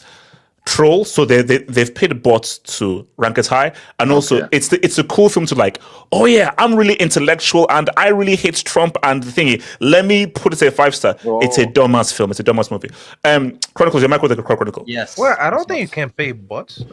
Barry, that's what you think, yo. So, Chronicle, we're going to diverge into the Hall of Fame. So, Chronicle. Can I go to Chronicle? Yeah. So Chronicle, a legend was inducted into the Hall of Fame. And also Chronicle, I need you to speak on, first of all, on the fact that Bomas Gary Neville was inducted before our Prince. So this is first speak on that. I think it's Chronicle's time. Thank you. Yeah. So first Chronicle. First of all, talk about how that loser was inducted before our Prince of the Bridge, and then but also put it to just talk about Eden Hazard and why he deserves to be in the Hall of Fame, and just encapsulate his career and his impact on the Premier League and what he did as a player in the Premier League. Chronicle. I mean, I'm not going to speak too much on Gary Neville. I'm not going to disrespect a player that I didn't really watch. I'm not going to lie. Sorry, you're not going to get it because Chronicle. Okay, good. Chronicle. I'll help you out. RDS is just spitting propaganda. He was average. Fergie made. Look, it's in the Chronicle. Trust me. Fergie made him. I watched his entire career. Fergie made it. That guy was average. Average. What HH used to say that he can't actually name 5 better Wait, RDS. Lee Dixon was better. RDS, can I ask you a question? Who has more league titles, Gary Neville or Chelsea Football Club? No. I hate that. No. Time out. No. Do this. No. This is a Hazard glaze session. We can talk about EPL afterwards. We are glazing Hazard right now. So Chronicle Hazard. We ain't glazing Hazard. We are indeed glazing Hazard here because. Pause. If you. No. I'm glazing him. So we are. Sorry. Chronicle, continue. I'm gonna meet guys. Continue. He obviously has his doubts because he wasn't perfect every single season. You don't get the insane consistency as other greats have been in the Premier League. However, the heights that this man achieved is no other winger has achieved this level of dribbling and take-ons and just completely dominating in the attack where he does not rely on nobody. You want one man to completely drive your team forward all by himself, no matter how bum-ass the team is. When he's on his heights, there's no stopping him. He was just incredible. He doesn't have the most perfect resume. No, wait. Come, Chronicle. However, if you look at his dribbling and stuff, his statistics and stuff, I know the stat merchants will love this. It's a lot of take-ons and dribbles completed and winning fouls and man of the matches. He has topped all of these by an absolute mile. If you look at comparison to any other Premier League player, he is miles clear of all of them. Just simple as that. Even average, just average scoring. So, do you think we got Hazard today? Do you think if Hazard was with the 05 to 2012 team, he would have been even much more appreciated, or it wouldn't have made that much of a difference? I'm not sure. Well, because if you're having the time with Robin there, then I guess it would be harder for him to break through. Maybe. But remember though, Robin had a massive injury issue. Damon Duff was mid-tier, but Robin was coming in and out. So I do believe. I remember Robin was not here for a long-term injury issue, and then he left.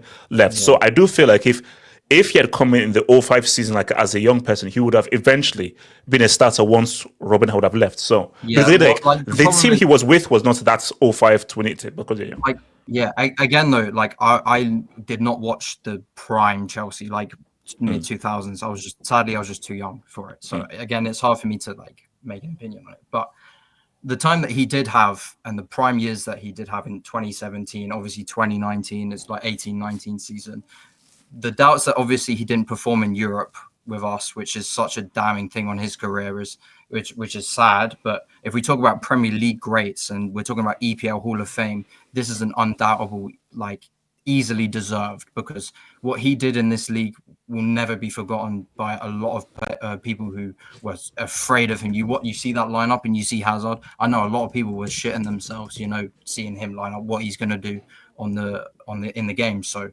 No, absolutely top class. Okay, so critical. So before I come to KJ, I'm because to KJ then Barry. Now I want us to now get controversial right now. So critical, it's time to get controversial. I'm going to name people who've been inducted, and I want you to tell me whether Hazard should have gone before them or after them. All right. So, Roy Keane. No. So so no is he should have gone after or before. No, Keane is again. I was too young, but Keane's influence and stuff, it does seem a bit greater than Hazard. Okay, David Beckham. RDS Mitchell Mike. RDS Mitchell Mike. RDS and Jason Mitchell Mike. Both of your Max. RDS no. RDS and Jason. I'm only asking one person. Mitchell both your Max. And also, Chronicle. Let's take Posh Spice out of this, bro. Let's just take Posh Spice out of this. This guy. Yes, I'll be biased and say Hazard was. I should be. Yes. H is what's your favorite? What's it called? Steven Gerrard. I didn't really see Beckham. I can't lie. So. Yeah, you can't be asking a test tube baby, man. Yeah. Okay. Aguero. Who? No. That's close. Who? Nah, that's close. They're equal level. Vincent's Company. No. Company a bit before, like Hazard, I think. Terry. Yes. Terry easily should be before Hazard. Petr Cech. Yeah. For sure. Really? Ahead of Cech? Yeah, Cech over Hazard. Wow. Bro, he's the greatest Premier League keeper of all time. Yeah, Cech over Hazard. Like for me, like no, because again, it's the tool flex. Because for me, it is how good he was and what he also achieved as well. And I remember he was with our prime team. Look, so if we're talking about technical ability, Hazard clears a lot of these players you're listing, but we're talking about the influence that they had, the longevity. There's a lot more. Wait. Critical. It was about Tesh. Yeah, it was about Tesh. outside of maybe. No. Oh, sorry. I don't know. We're having a Tesh thing. Oh, it was about Tesh, bro. Roy Keane. Yeah. Cancel that. No. Basically, the only guys that can talk to Hazard for Tesh is Scholes. Chronicle, you see what you've done? Cantona. It's basically Scholes, Rio. Cantona, man. Possibly Cantona. Is Henry already and that might be it, bro. What do you mean Bergkamp? Beckham, yeah. Beckham. So basically, Bergkamp, Cantona, Scholes, Rio, and Cech for his position. Who played for United? That striker that had really good touch. I can't remember. Berbatov. Yeah, Berbatov. He's got insane touch. No, he's got a great touch, but this is a touch. So, KJ, talk to me. Hazard. Rooney as well. Stop it. White Pele. Stop. You know his, Shrek tax. Say. His 2011 great movie jersey. I think his 2013-14 jersey was the first ever football jersey I got. Like I can remember. How sweet. Look, HH, I remember summer 2012. I went to Gambia, and you know this thing in Nigeria. Do you have something called Video Club where people go and watch games at like a 100%. Yeah. So we've got those in Gambia. I remember going to watch that first game against Wigan, where he spun the defender and ran from halfway and then got won the penalty. I remember Hazard's first ever official game for Chelsea, and it was funny because he got him over United. Look, he was better. There was more good than bad when it comes to Eden Hazard. Much better, much more good than bad. Now, there's if you want to balance the argument, I did have a problem with his goal scoring. Actually, I think he should have been more selfish. He was way too. That was the only criticism you probably have. But see, which is why I say like I feel there are two. I feel there's Hazard and there's Zad. Zad was born in the summer of 2018. At that World Cup. Repeat this and no. So from 18 to 19, that was the closest thing to Messi and Neymar. Was that?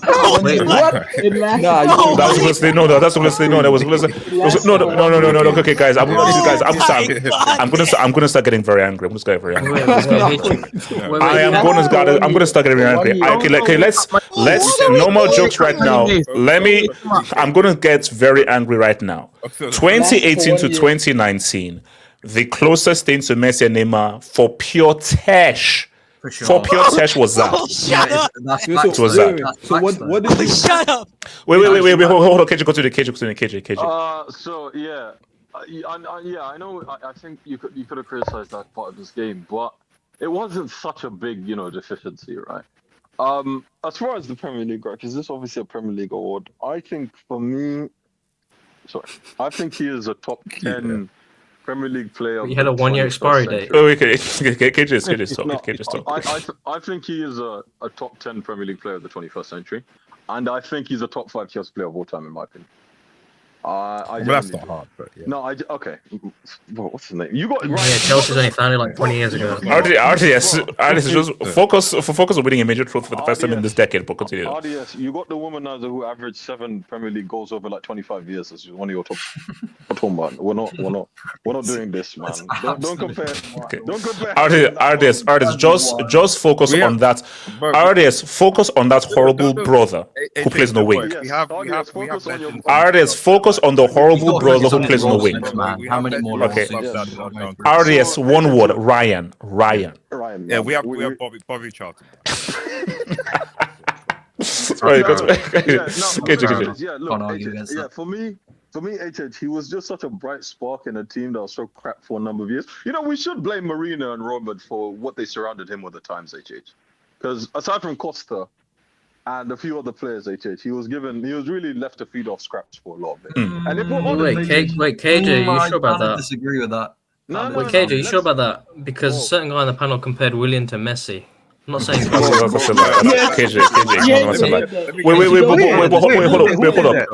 hold on. So, Chronicle, what is it that you disagree with KJ on? He says Hazard wasn't always running off scraps. Like, these are league title winning teams that we had. We had Pedro. Okay, how many did we win in 9 years? But he's not about Chronicle's points that they were not. If they might not have been as good as the prime team, they were not scraps. Yeah. Sometimes there was a season where it was scraps, but it was not always scraps. There were some winners on that squad. Fabregas. You're telling me all these players were just no. What I'm saying is. What I'm saying and he had bad seasons himself too. He was awful in 2016. First of all, he had 1 terrible season out of 9, so that's one thing. Second of all, he should have more than 2 league. Bring his talent and consistency, yes or no? Those are my 2 arguments. So can you agree with that? That's what I mean when I say he was surrounded by. Again, Man City were on a mad one. Yeah, and that's fine. But considering the fact, bro, let's be honest, bro. Considering how much money we have, we should have been closer to City. Wait, KJ, you do realize Hazard's won a third of your league titles? Bro, J2S.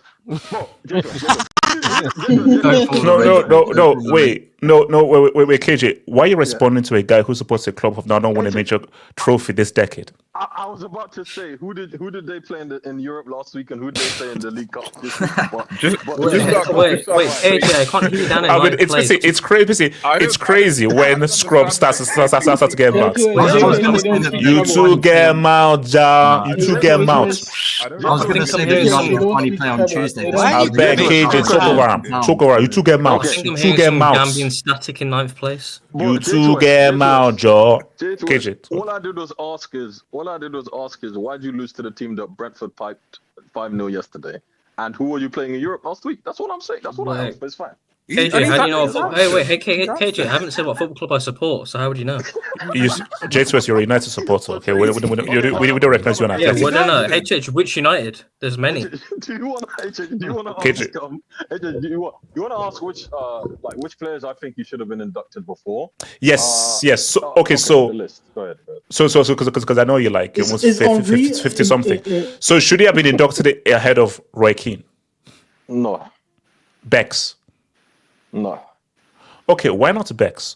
Oh wow, I scored from the halfway line and I got married to Porspes and Asian woman from Japan think I'm amazing due to Caucasian tax. You want me to be honest? You want me to be honest? I know it's an individual thing, but United tax is too heavy, man. Like if you want like 5-6 titles with Fergie and okay, fine. Okay. Lamps. Oh no. Bergkamp. No. Cantona. Nah, not over Cantona. Probably not. No. It's not that far off, but no. Gerrard with his 0 league titles. Wow. Longevity tax. Well, that's arguable. No. Gerrard in the league is longevity tax. Because remember, this is the Premier League. So basically, so he shouldn't be ahead of a guy who has never won the Premier League. And also add to that, when he came close, he created a banana peel that he slipped on. And it's a meme we still use. You know what? Yeah. You know what? HH. All the other guys you mentioned beforehand were winners. So no. Fuck that scout. I'm just saying. Okay. What's it called? Aguero. Aguero. No. Schmeichel. No. Come on. RDS, I'm not asking you. I'm asking Next.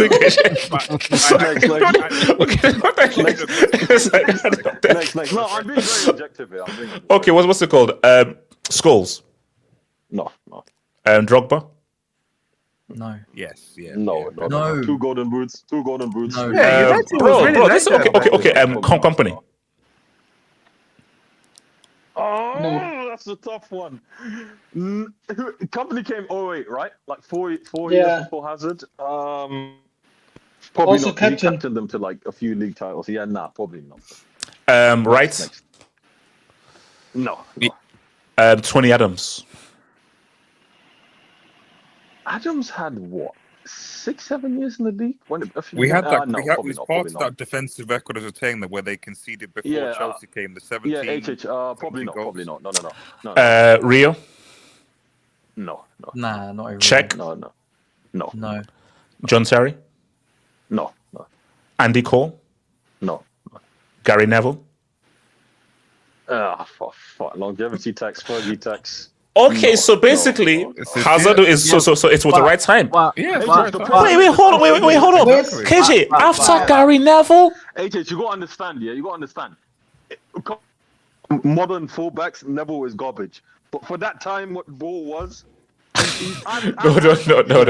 No, don't do this time tax.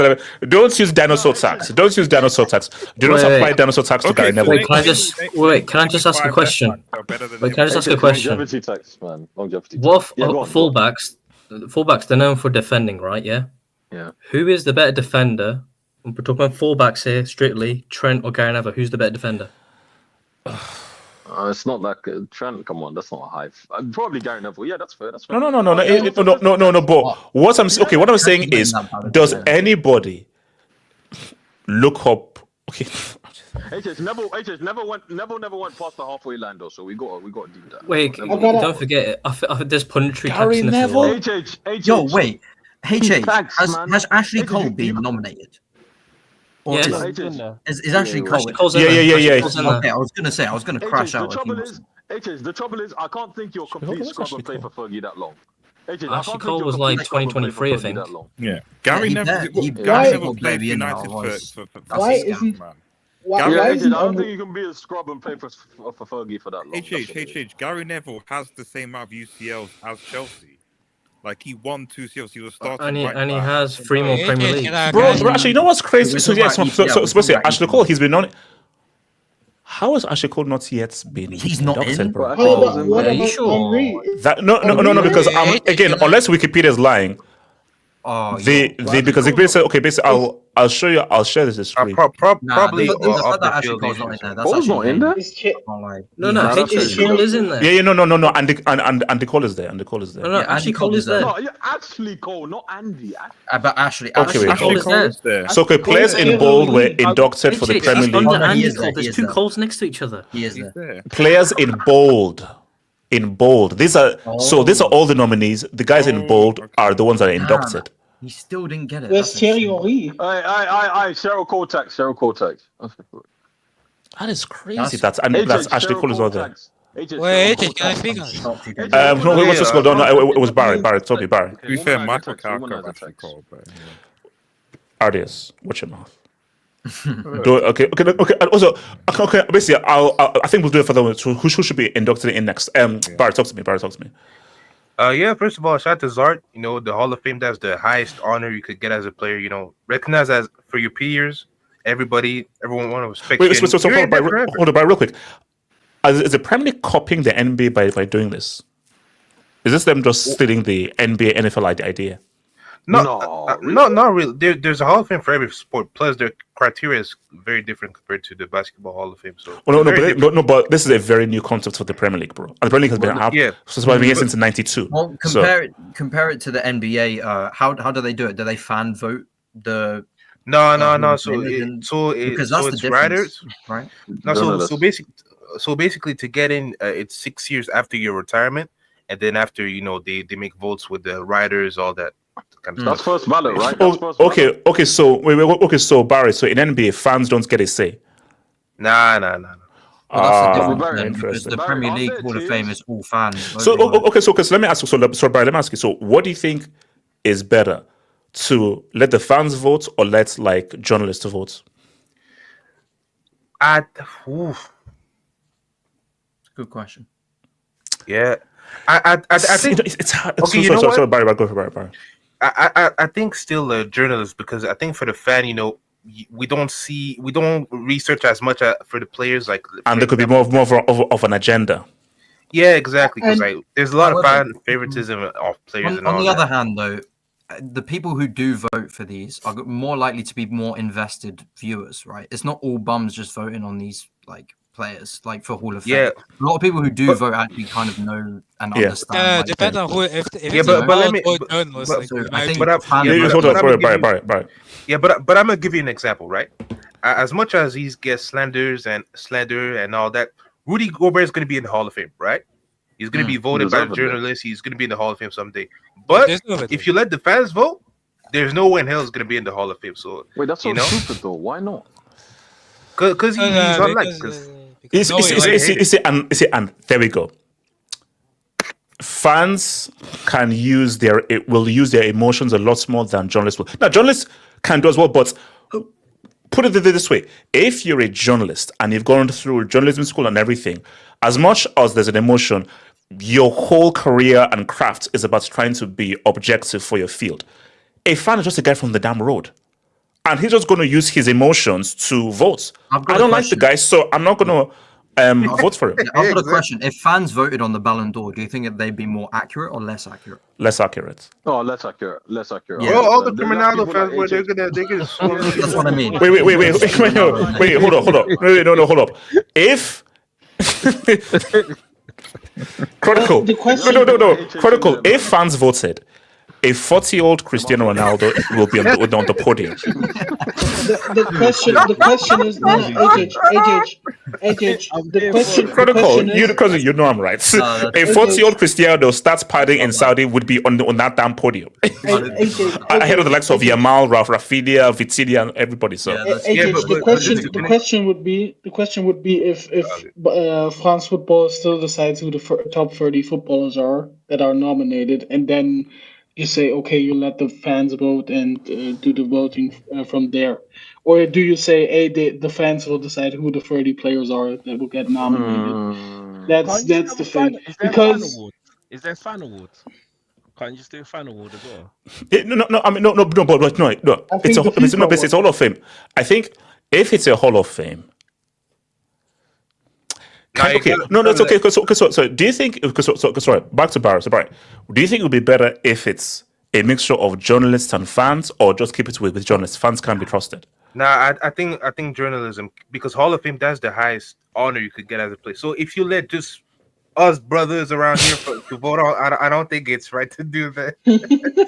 Well, to be fair, the journalists do pick the inductees, so it is only a certain amount of players that you can vote for. Like, so the journalists but put it this way: who can be voted? No. Okay, critical. Perfect example. As we right. Ashley Cole should have been in there early. I can't believe he is not liked. Like, and that's why whenever I praise Ashley Cole, I always say that the guy's an idiot. The guy's an effing moron. But the guy, in my view, is the best left back I've ever seen in my life. In sense, if you just keep treating football as the best left back, but when fans are voting, and trust me, there are a lot of Arsenal fans, and there is not a single Arsenal fan that's going to vote for Ashley Cole. Don't you think Man United fans would try and vote? I think a lot of Arsenal fans, they rate Ashley Cole. They don't like what he done. But but their hatred for him and how he left and what he wrote in his book is going to cloud their judgment. So they just also AJ. Wait, hold on. I want to go back to Barry. Yeah, I was going to ask you guys a question. So, for example, do you think, obviously, shout out to Hazard, I'm glad he's getting his props, Hall of Fame player, all that. But do you think that there should be maybe tiers of Hall of Fame players? Because, for example, we have Henry at the top. He's the greatest. But we also have Neville. I mean, no disrespect again. He's in the Hall of Fame. You can disrespect him. He's a Hall of Fame. Do you guys feel that they should be in the same room or like same tier of Hall of Fame? I mean, Barry, if we're keeping it a stack, again, with all due disrespect, you can't have Gary Neville and Henry being served the same food. I mean, they could do some sort of coefficient. You know they do. No. Oh, wait, hold up. Ashley Cole can be in the same room as any player in that damn thing. Rio Ferdinand or Vidic can be the same room as any player in the Premier League. Yeah, but when you say the top three players, it's always going to be it's never going to be a defensive player, no matter how good. No. But I'm saying to you that like Ashley Cole should be premium tier. Yeah, it's about in terms of thingy. And yes, he may be an idiot. He may be a horrible, disgusting person. John Terry has to be premium. Rio Ferdinand has to be premium. They have to be. Does cheating really make you a hero? There's a difference in cheating, HH. What Ryan Giggs did is inexcusable. What Ashley Cole did, I mean, it was bad, but come on. Okay, hold up. Wait, quickly, Barry. Wait, hold up, quickly. So, Barry, wait, hold up. Barry. Do you know the Ryan Giggs story? Oh, with his brother, Messi and all that. So here's my thing. If you were a journalist, would you use that against him for him to be inducted into the Hall of Fame, or would you keep it strictly for football, or you can't divorce the two? No, I think if I was a voter, as bad as things are, I think you have to separate the artist from whatever he did outside of it. So, like, I will take his football. Wait, hold up. So, Barry, are you telling me that? Come on, clap your hands. You're giving him a Grammy? OJ, you're letting OJ go. You're leaving OJ in the Hall of Fame. Fine. Okay. No, come. Wait, hold on. Barry, explain. Barry. What about Kanye? See, okay, that's my opinion. I think he did it. but OJ was a phenomenal football player.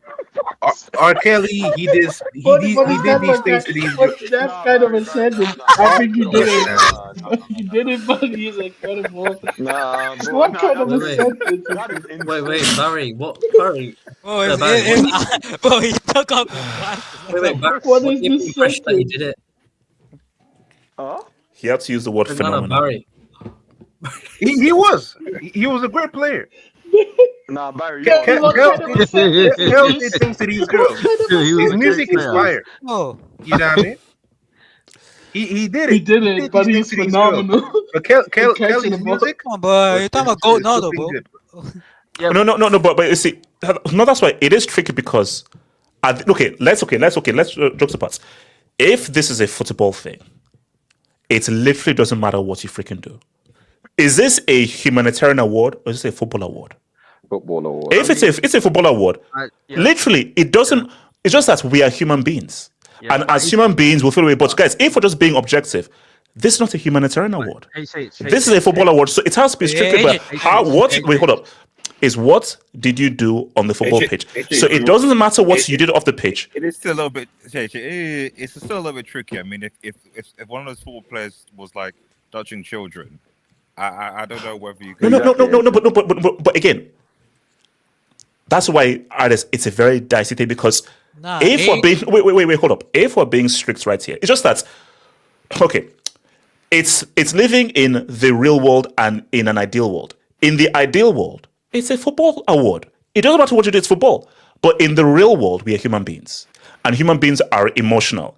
And even if it's a football award, if this person has done things that us as humans seem reprehensible, we will feel away by them being inducted into Hall of Fame because really the reality is it's not just about football. It's about who you are, what you've done. So Ryan Giggs should be a first ballot, 100%. But because of how we feel about what he did, Ryan Giggs is never going to be inducted into the Hall of Fame. But you know, it's wait, hold on, Barry, what's in Barry?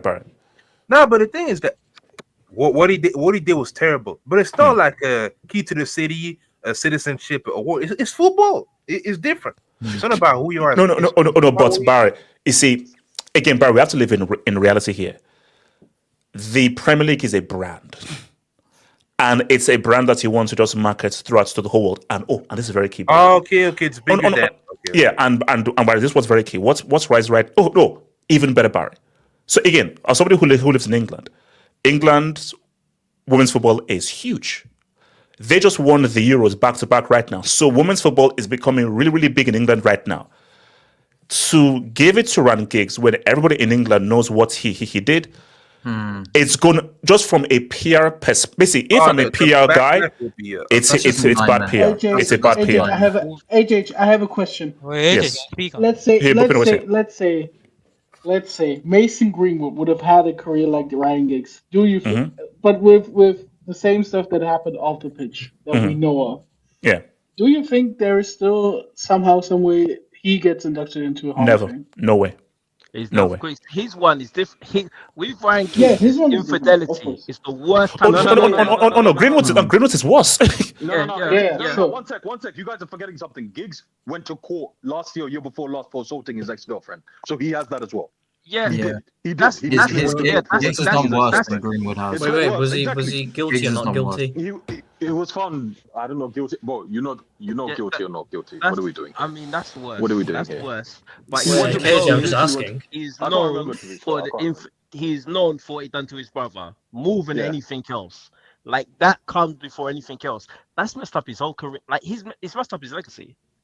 It's messed up his legacy. No respect. Bro. Again, I don't know whether you guys are into wrestling. Yeah, we know. Nah. No. Prince Benoit should not. He should not get from me.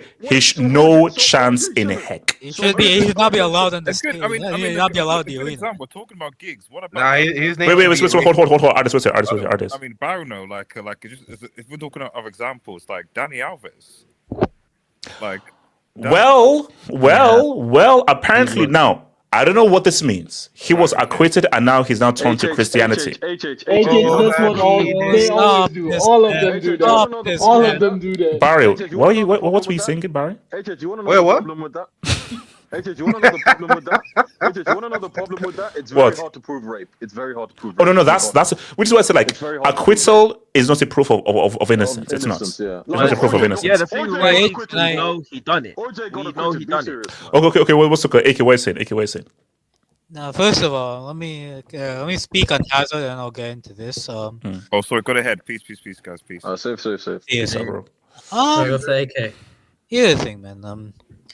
HH, I think Hazard deserves it. Like, I said before, I think we did a stream when he retired, and I said that on that stream that if you were to make like the team like 11 of the last decade in the Premier League, like 2010s decade, the best players, he'd be the best like winger, or you could even left winger or even winger of the 2010s decade. Yeah, like there's no because remember this is after Cristiano. There's no better left winger than him. Yeah, exactly. So I think he definitely deserves the Hall of Fame. Did a lot for Chelsea. Didn't he be a Player of the Year twice? Yeah. Once. Okay.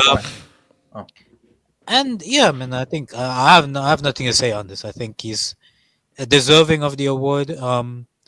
And he still deservedly. That's what I was gonna say on this. In terms of the whole should X or Y be allowed into the Hall of Fame based on this? Here's the thing, HH. I know it's a very, very like dicey topic, but I think one thing must like not disqualify you, but it's better not to have it for PR purposes. Like if you have been in a court of law and been charged with some sort of like crime, I don't think like for the PR reasons, I don't think you should be there. Yeah. Was Cantona charged? Hey, can I have my take on this? Or is Oh, it bro, the fan deserved it, bro. The guy was a prick. Yeah. Let's No, continue. I'm just asking. No, but then I'm just by asking using if- AK's logic, he wouldn't be allowed in then because he was Yeah, charged. because I think No, wait, hold on. Wait. Okay, that's why you run because the Cantona thing, the fan was being a moron. No, I'm not He talking about kicked that. him deservedly so and everything. But what Cantona did is not the same as what Giggs did. Yeah, Or sure. what Greenwood did. So they are varying degrees because the Giggs thing is going to be difficult to go around. I think time's a huge factor in this as well because I think way back in the day it was just a lot more relaxed, like those things happening. Like let's be real, if something like that, what Cantona did in today's age, do you really think he'd get more likely to be a Hall of Famer? I doubt it. To be honest, if it happened in 2025, he has less chance of getting the Hall of Fame. So I think time is such a huge like factor because recency bias, like So when it comes to okay. these So situations, you're saying is a that lot if more harmful on their so career. in 10, 20 years time, Giggs people say, it's 20 years time, Giggs come into Hall of Fame. Like, Yeah, I think people just forget or Could be, people yeah. just don't even remember. Like, do you know what I mean? It just time. People just move on to the next thing. Yeah, You know, yeah. so the more Okay, what's recent it? it is in their head, the more likely people are gonna just not accept that they deserve some Yeah. award or academy or like you know what Kanye West having this outbreak. If he did that 20 years ago, I'm sure he'd still be mainstream and people still be like. Do you know what I mean? I think Kanye nowadays, I don't know if that's controversial or not, but nowadays he's just a lot less just acceptable. Plus his music is also trash now, but that's another thing. Yeah, that doesn't be it. Yeah, that's my point. I think just time is just such a big factor. Yeah. What's okay? AK, what's it? Let's speak after AK. I think that's my idea on as well. Like,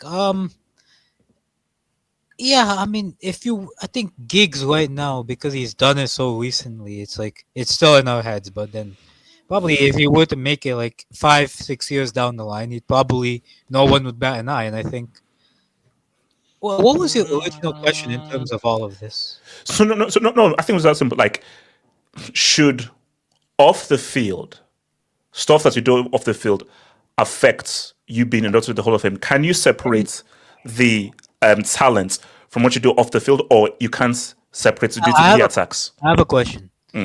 Is Karl Malone in the NBA Hall of Fame? Yeah. Yes. He was the first. He was the first. That's ballot. He's almost the equivalent of a Ryan Giggs. He's the closest I would say to a Ryan. He's Giggs. worse than. No. Wait. Hold on. He's He's worse. He's Yeah, he's that's worse. way right. worse. That's right. Who's the equivalent in football? Who's the given? Like no, like Sigurdsson. no, no. What's his name? Okay, wait, guys, hold on. This is a PG show, and let's not even go dwell. All I'm gonna say is, all I'm gonna say is, go read up. Don't mention it. Say anyone mentions it, I'll throw you out because I don't want to mention here. But just go read up. But all I'm saying though is that, AK, that is crazy that guy got endorsed in the Hall of Fame because it is. But do you know what the strange thing is? I don't know what it is. Guys just don't want to even mention it. Guys don't want to mention it. They don't want to talk about it. To be fair, But also, do you know what it is? Again, it's tricky because I watch a lot of basketball content. I don't know how liked Giggs is just within the football community. Karl Malone is very liked. And people are very good friends with him. So people who because they liked and everything, they just say, hey, that's a private life. They just shove it under the rug there. So, but you know what's crazy? Sorry to interrupt you, AK. Like growing up, I was like, why is Carmelo like not talked about like a lot more in the media? Because like the guy has like the third most points all time now, 2 MVPs. I'm like, bro, that guy should be talked a lot. And then like when I found out, I was like, oh man. Yeah, that's the thing. It's like it's a very because for me, like the Hall of Fame means like different things to different people. For me, it's like it's honoring your contributions to a sport. Yes. But also, it's an award, bro, and I don't want somebody like charged or convicted of a crime to lift an award that I'm looking at. Like, wait, hold up. That's the thing. Like, no, it's not an award. It's you're being inducted into. Basically, it's what you said in the first piece. It is just it's an honor. Yeah, it's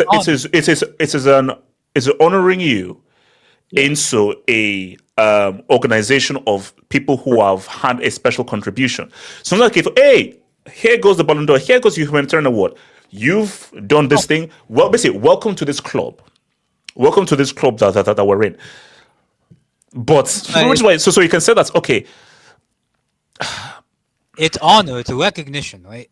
So if you're recognizing a person, it's very hard to separate the guy who played basketball versus the person because okay, that person, and if that person like did something, okay, for argument's sake, this is a football award. Okay, in the criteria, does it say anything about being a good person? No. Yeah, but he's done multiple things. But they need so it's not just one thing he's done. The thing is, like, no. But all I'm saying, again, guys, I am of the mindset of like I would feel uncomfortable with a guy who's done reprehensible stuff to begin that word. But I'm just trying to be objective here. Is there anything in the criteria that says you have to be good morally and ethically both on and off the pitch? The award is what were your extraordinary contributions to the sport. That's it. It's a celebration, though. We're celebrating. What has actually we're called? Honoring them. We're celebrating them. So when you get an award, you're honoring them and you're celebrating them. This is a guy who. Wait. Hold on. So Belgian has This is a guy that has gone and committed one of the worst infidelity that you can do. Beyond the ones, not the ones that are illegal, you've gone and slept with your own brother's wife. Yeah. For 10 years. Yeah? 10 years. Yeah. You're the most. You have all the money. You have all the fame, right? But Belgian has what does that have to do with football? No. You've done that. So you've done that. So that you've done that, right? So after all of that, you've done that, right? No really likes you anyway. You're going and beating up your sister, and you're going to court. Nah, I'm sorry. You're in the bin, mate. Wait, hold on. No. But Belgian Heskey, me personally, I would feel uncomfortable inducting. That's just me. But Belgian, let's just take us out of it and let's view this objectively. Is this a football award? Is this award based on just how well you've done in football? Does it say anything about what you've done off the pitch? If it doesn't, by the letter of the law, he should be inducted. Yeah, but as a football player, you're playing as a person. You're not a robot. So you're being honored. Can I go next? And they're honoring you as your name. You're not playing under a different name. You're playing as you. So you're being honored, your name's being honored, and you're being awarded. You can't really separate. You can say that, but you can't. We're not Oh, robots. no. For me, we know what. At the end of the day, is we are human beings. Can I ask We think we can separate it, but we can't separate it because we are Go on. emotional beings. Can I ask you Wait, hold on. Let me go to Bupinda to go back to education because Bupinda was waiting. Can I speak on this as well? Yeah. So Bupinda then Jason Bupinda. So AJ, on Hazard, he deserves it. I think if a player is that good that, if other teams of the top six are able, or fans of those clubs are able to recognize his skill and, say, okay, he is the guy, at least for maybe 1 or 2 seasons in the Premier League, then this guy absolutely deserves it. I think won 2 league titles with Chelsea, and was it enjoyable to watch. I mean, he made the Premier League more attractive, but only by his skills and his talent.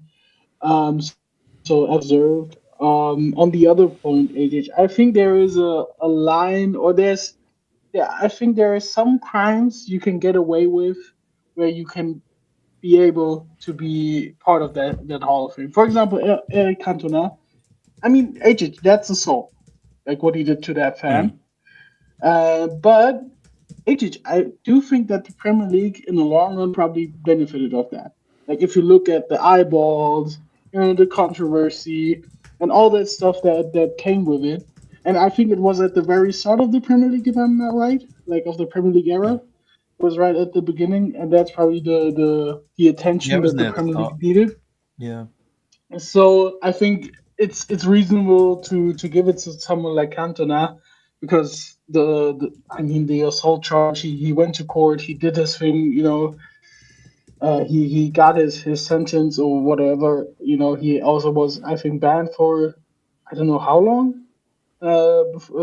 So he got his sentence in that sense.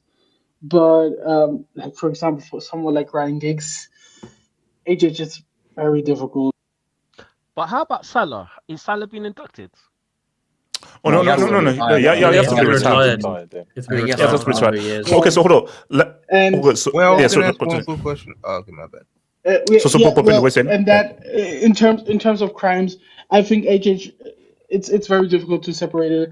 But I do think that if somehow, some way, the Premier League at least benefited of it, like in the case of Eric Cantona, then it's probably okay and fine. But stuff like infidelity, I don't know. Isn't there a Premier League player who slept with the wives of his teammates? John Terry. Sure. John Terry. Yeah, John Terry with win. Wasn't John Terry racist as well? Yeah. John Terry shouldn't be And that's someone who I think is difficult to have, because that's now also, that's being part of on the pitch stuff. Like that's his teammate, and he was racist towards also, I think, was it an opponent? Anton Ferdinand, yeah. Yeah. So that's happened on the pitch. Like if stuff happens off the pitch, I guess okay, but even that's difficult. So I think there's a silver lining of that is interesting. So John Terry was caught on, say, racially abusing a player, and that happened on the pitch. Ryan Giggs did his stuff off the pitch. So what John Terry did is fine, but Ryan Giggs it's just interesting. It's just interesting in the way that you're just varying. John Terry needs to pick a struggle, man. You can't be a racist, adultery, pick one, man. Barry, pick one. But you know what? Maybe he's doing it. It's a two flex. It's a two flex. But that's my thoughts on it. Wait, hold on. Let me bring it in because I know he's not spoken yet. Quick match analysis. I was gonna ask one real quick question. Okay, Barry, real quick, go for it. Yeah, what did Ashley Cole do? Well, Cherry Cole. So basically, the way because basically, so I was reading his book. So he said that when he heard what Arsenal were offering, he almost crashed his car. So he was really pissed off in how Arsenal pretty much treated him, and that's why Arsenal fans hate him. And also as well, he was the one guy that came out to defend John Terry during the whole racism stuff, which is why Rio Ferdinand then called him Basically, Rio called him Chalk Ice. Barry, do the math. You know. Oh no, Chalk guys. Bro, Rio that's that Steven in Django, man. Bro, didn't Rio also cheat on his like dying wife? Yeah. That's not actually true. It is not true. Wait, hold on. Quick question, answer. Talk to me, bro. In terms of the criminal Hall of Fame thing, I think it's a bit. Wait. There is no. Change it. No. There is not a criminal Hall of Fame. So basically, I don't want to say, but in terms of okay, do you feel that we should separate the two? Because I'm running a poll right now, and interesting. I mean, only a few 40 people have voted, but currently right now I'm running a poll, and 69% say focus on the talents, 31% you can't separate them. Maybe the answer is to have a criminal Hall of Fame. Let's just have a criminal Hall of Fame. Prison. Cut that bitch off! Belgian Quick Heskey, who's the first inductee? Yeah, quick question, answers. Go for it. I think yes, it should affect what happens on the pitch, because are we going to keep it 100 and say Adam Johnson was a great player or not? Yeah, he was not a great player. No way. Now he was alright. He was okay, but not a great player. But certain things are just too much to just overlook. Yeah, you know what I'm saying. And I wanted to make a couple points while y'all was speaking, but just passed my mind. So I have a question specifically on Hazard, and do you think Sterling, when he retires, will be a bigger Prem legend than Hazard? Yeah, 100%. Because he spent his entire prime. Yeah, he spent his entire almost everything here, and he won so much. Yeah, and he was but see, that's my thing though, is that it's going back to trophy logic. I think Hazard has just had a much bigger impact as a player than Sterling. So basically, Sterling will get in the same way that Neville got in, but I believe Neville won way more trophies than Sterling. Wait, how many Premier Leagues did Sterling win? Like 4 or 5. What are you talking about, man? Yeah. No, 5. The thing is, though, Sterling kind of got overshadowed by a lot of it. Sterling had one very good season. He had one really good season. Where he doesn't have the fan base to back him because it's Man City. Yeah, they got about 30 fans to vote for him. So. Yeah, exactly. Like Chelsea taking him. Nobody's voting for Sterling. Yeah, Liverpool aren't going to vote for him. They hate him. Yeah, Chelsea aren't going to vote for him, and Arsenal aren't going to vote for him. Yeah, basically, he's screwed. He's cooked. Also, with the Gary Neville thing, it don't make no sense to compare him to a modern fullback like Trent. I think we should have compared him to fullbacks in his Lee time. Dixon and them dudes, yeah. Nah, that's too far back. I'm talking about like Cafu's and Roberto Carlos and They're leagues above, man. They're leagues above. Well, Roberto Carlos ain't a defender, to be fair. Yeah. But even in Gary Neville's prime, like no one was ever speaking about him in terms of being one of the best defenders in the world. Or am I mistaken? I'm not that old, so I don't know. HH, can you tell us? No. He was just a very dependable, consistent defender. Steady. Just steady, consistent. Being more of a captain and like a leader in the dressing room, that kind of thing. Yeah, I mean, basically, he would always give you a 7 out of 10. Always give you a 7 out of 10. He's the United version of Henderson. Yeah. You know who he reminds me of? You know Aspilicueta for Chelsea? He kind of sounds like that similar kind of player where he just quietly went along his business. Yeah, similar like that. Just consistent, did the job, not above a 7, not below a 7. Well, so Aspilicueta had quality though. He could cross the ball better than Gary Neville could. He could cross the ball better than Gary Neville could, 100%. But my thing is like, why would they? I guess they inducted him based off of him winning a lot of Prems, because definitely doesn't sound like he had quality to be like a Hall of Fame greatest, one of the greatest of all times type player. Yeah. Well, it depends on what you measure greatness on. No, just him winning. Man. Glad he's getting his props. I do think this HH, bro. Like, but I'll be honest, bro. Before I knew about that, like, in terms of Hall of Fame, does it work similar to the NBA Hall of Fame? No, there's no tiers. There's no tiers. Okay. Right? NBA has like first ballot. You just inducted. The league doesn't have that. Okay, fine. I think if you had tiers, it would be. Shout out to Idris. wait, who was it? Yeah, J-Twist. Because you go for J-Twist, go for it. The whole I think Hazard should be inducted, but I'm also I'm confused with other players that haven't been inducted. Like Vidic isn't on there. What? I mean, no. He's a nominee, but he's not been inducted. Yeah, he's a nominee. You got what is it called? You got Teddy Sheringham. You got Edwin van der Sar, Robin van Persie. So basically, it's Sol Campbell, Carrick, Defoe, Evra, Fabregas, Les Ferdinand, Robbie Fowler, Michael Owen, Teddy Sheringham, David Silva, Toure, Van der Sar, and Vidic. Wait, so Les Ferdinand over Rio? Damn. Yeah, but I don't think they should come before those players that are in there now. That's fine. Oh, yeah.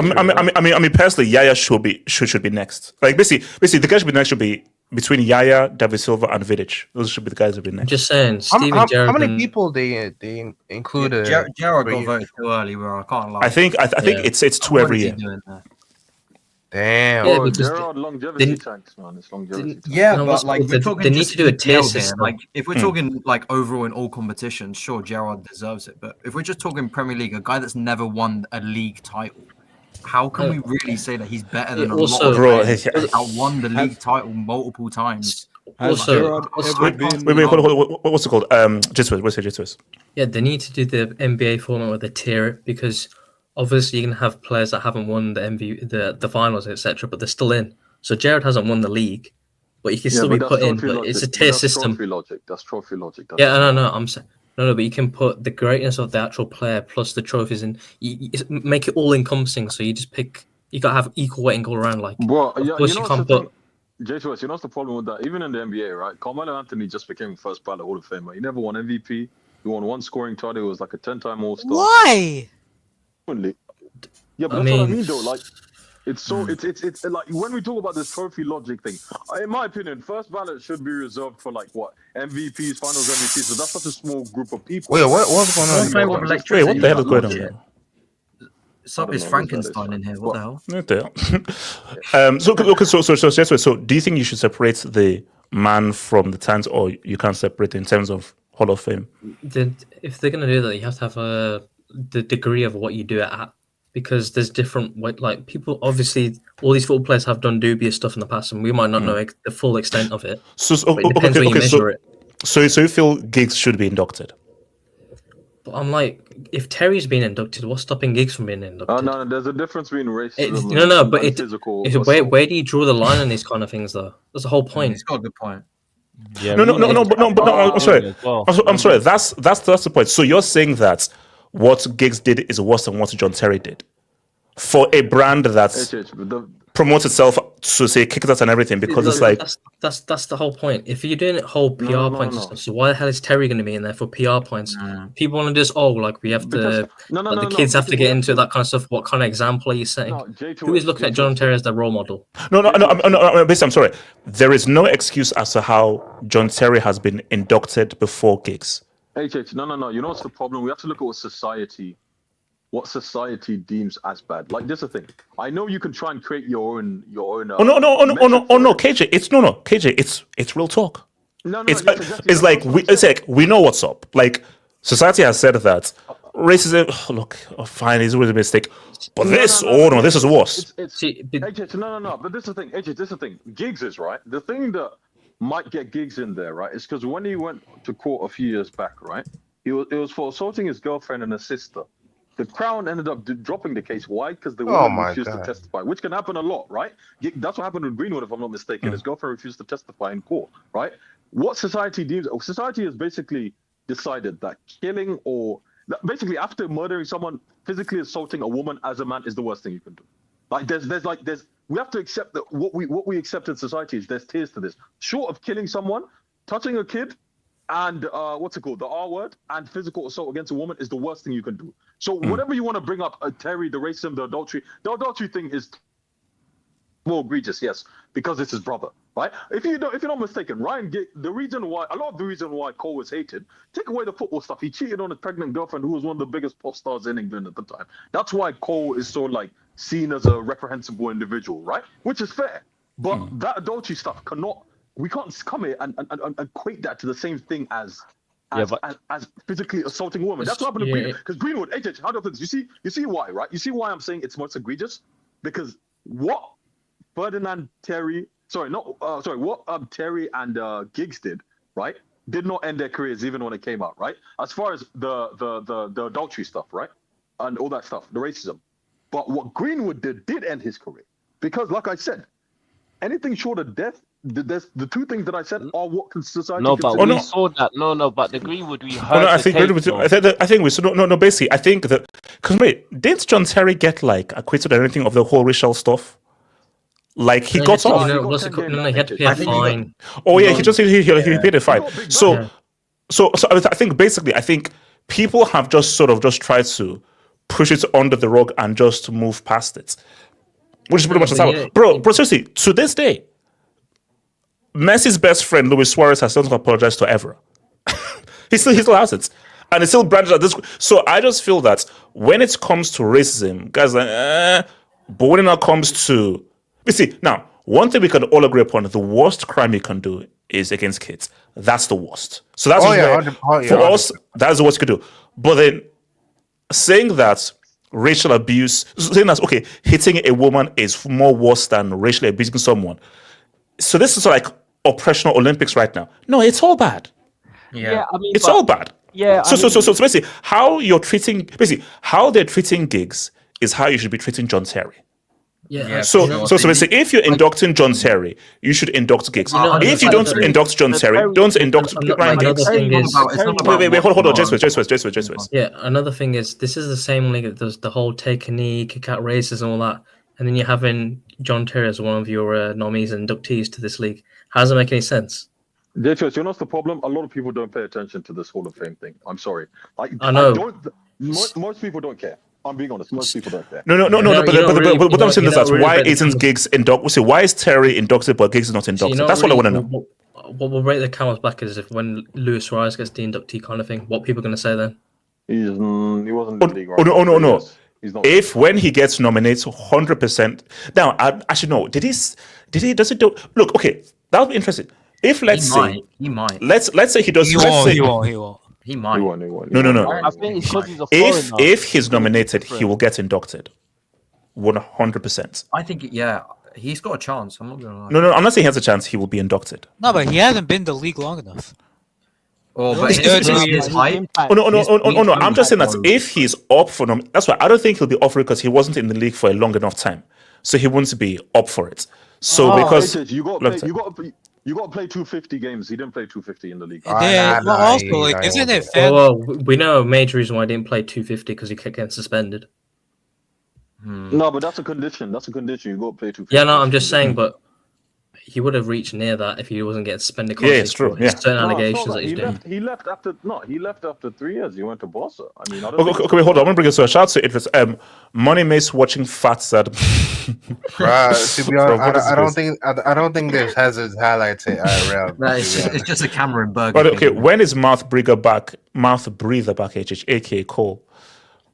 First of all, his name is Jermaine. Second of all, he balled in a World Cup final. Third of all, watch your mouth. Do you know what we should ask? Who's the current player aside from Salah most likely to make Hall of Fame? I promise you, Milner's making it.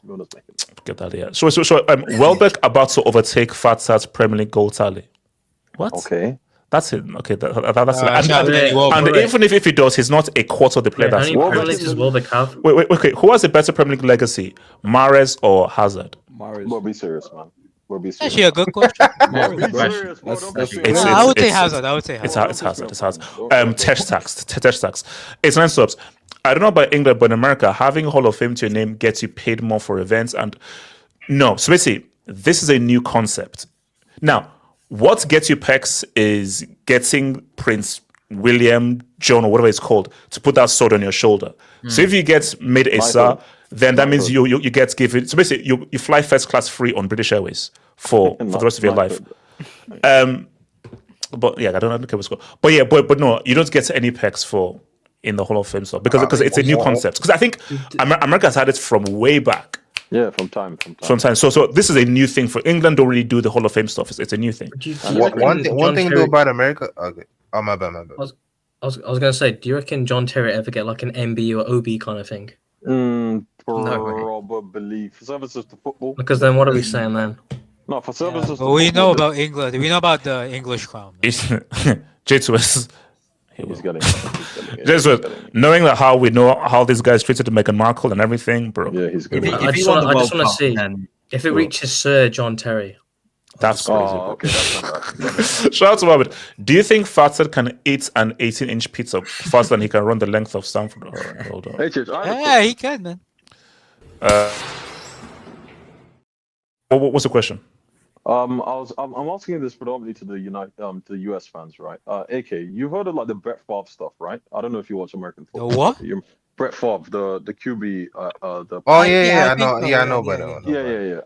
I think it's fair to say, HH. And by the way, when it comes to the NFL, the reason OJ wasn't taken away from the Hall of Fame is because the rules say you can't get taken out when you've been put in, regardless of anything that happens off the pitch.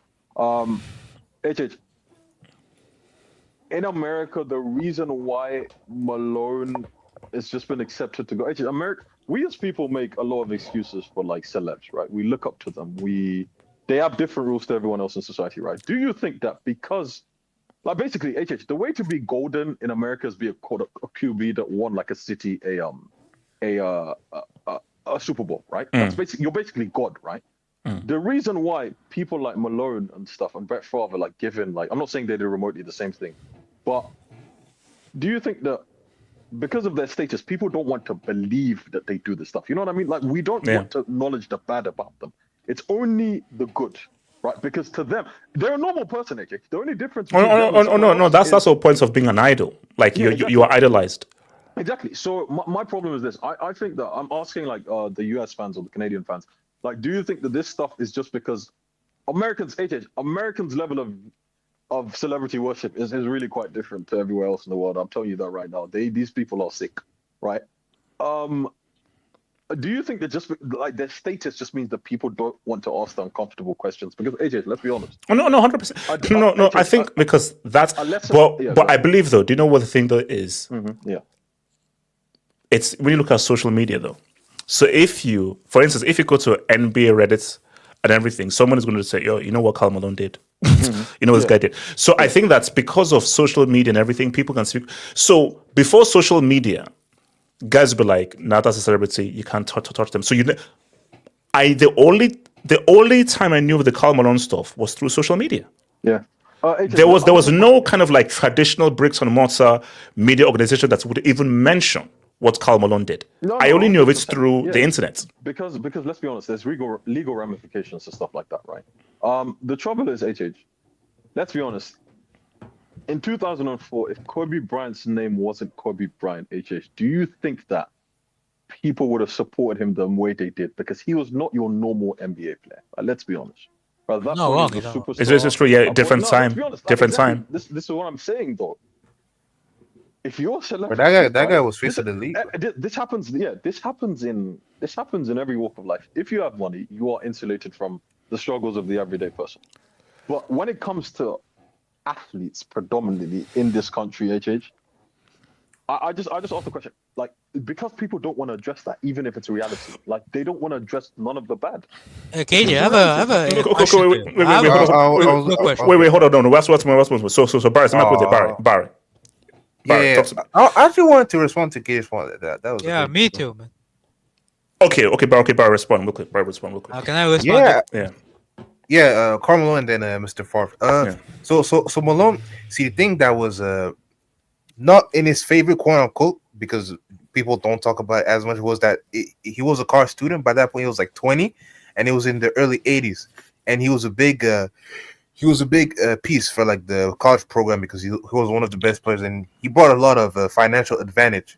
So as messed up as what he did, they pushed it under the bus because he was an asset for the NCAA and all that kind of stuff. And for let's be honest, a Hall of Fame quarterback and skin tone, they're gonna try to protect him, especially in the NFL when the kind of color thing. Is that a color thing? It's a color thing because when you demographic, Wisconsin NFL quarterback. Let's be honest, man. They're gonna try to Michael Vick, man. Look real quick. And the last thing, I want to move to the next section. The last thing. When he retires, Should Sadio Mane be inducted into the Hall of Fame? Ooh. Nah, that's actually a question, you know. Premier League Hall of Fame. Yes. Okay, He's gonna get inducted. So this is in reference to marrying someone of a certain. A marriage of whoever. Yeah. 18-year-old. Let's be honest, bro. AK, let's be honest, right? Yeah. I find it morally reprehensible, 100%. But one, it's not illegal, and two, it's Africa. If it was the West, AK, he would get, no. Okay. So no. Okay. I know that. Let's move to the next section. Wait, hold on, Barry. Is my quick there? Barry, KJ, can you expand on the Africa point? No, it's fine. No, Barry, is my quick there? Barry. Yes, sir. So Barry. So okay, KJ, can you just meet your clicking? So here's my thing, Barry. I want you to try and infer what do you think Messi was meaning here. So he had an interview with NBC just about MLS, everything, looking ahead to the World Cup. Then the quote that was going around was that I said that people chase individual records and are obsessed with records instead of trophies. Was Messi just saying that in general, or should we read between the lines and is he talking about specific people in particular? So what do you think he meant by him making that statement? Okay, hate aside, right? Yes, hate aside. Remove. Okay, turn off the hate. Okay.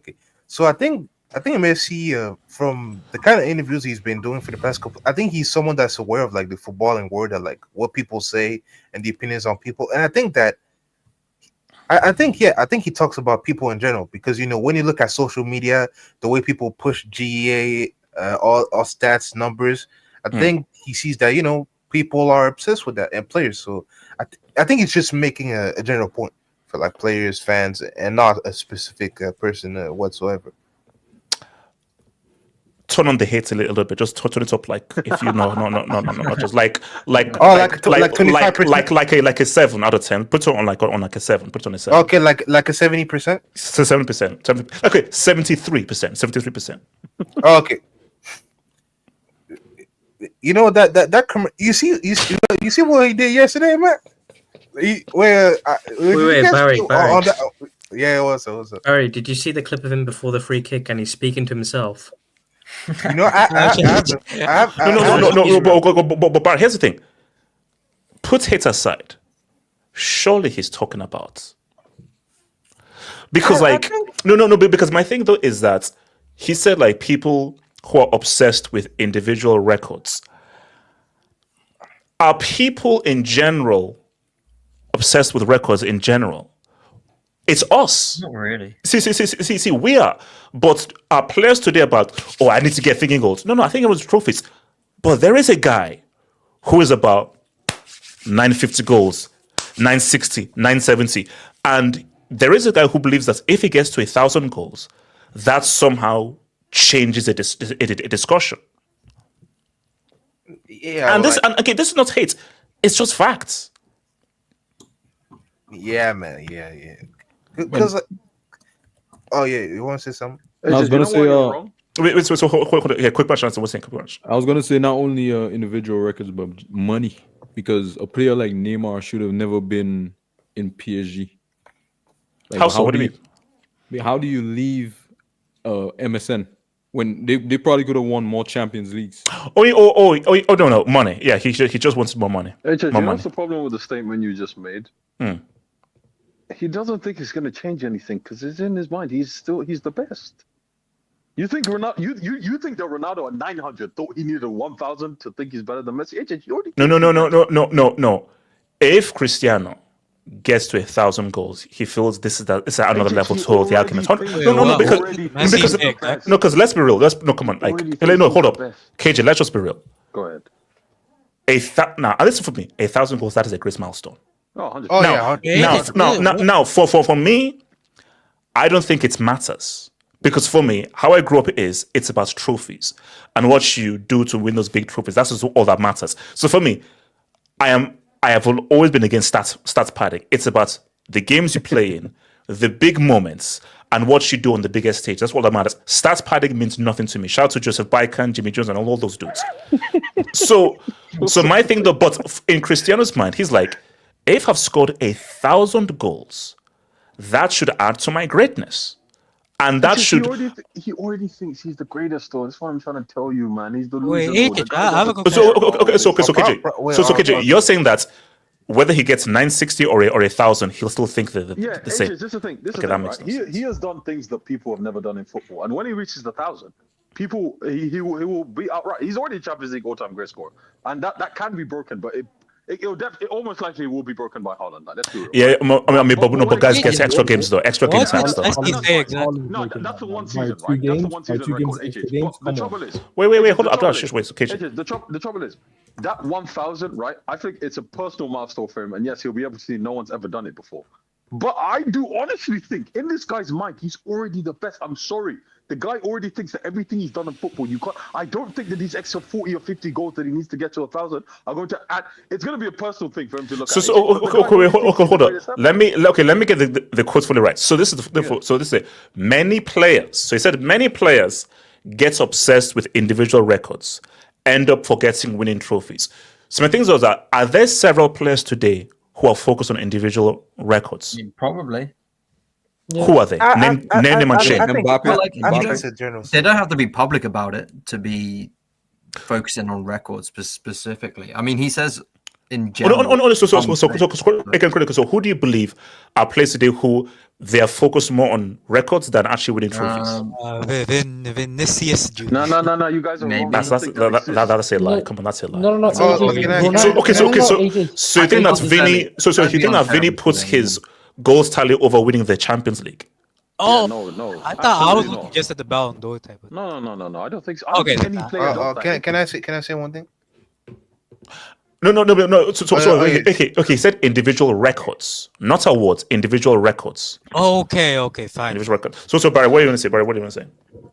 No, I truly think it's a general statement, but if we want to reach in deep, like it has to be that guy. MSNBC. Whoa, say it. Why saying that? Zeba, shut up, bro. What say? Barry, what say?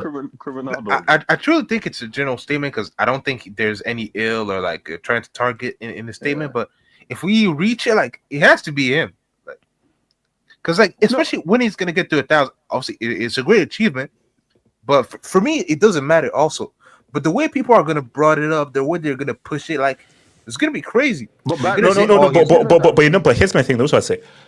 I do feel though that if we not take this like broader beyond just Cristiano, the issue though is that in the world that we're living in, players are more inclined to look at individual records a lot more now. Because I think that's the way we consume football and what we tweet about. Remember, players are on social media. People put forth 50 goals. What's the new thing now? GA. People will use GA to say a player is better than another player because he has higher GA. You know why you're wrong. You know why you're wrong, right? The problem is, right, the top players know that they have to win trophies in order to be considered the best. So I don't think no, they don't. KJ,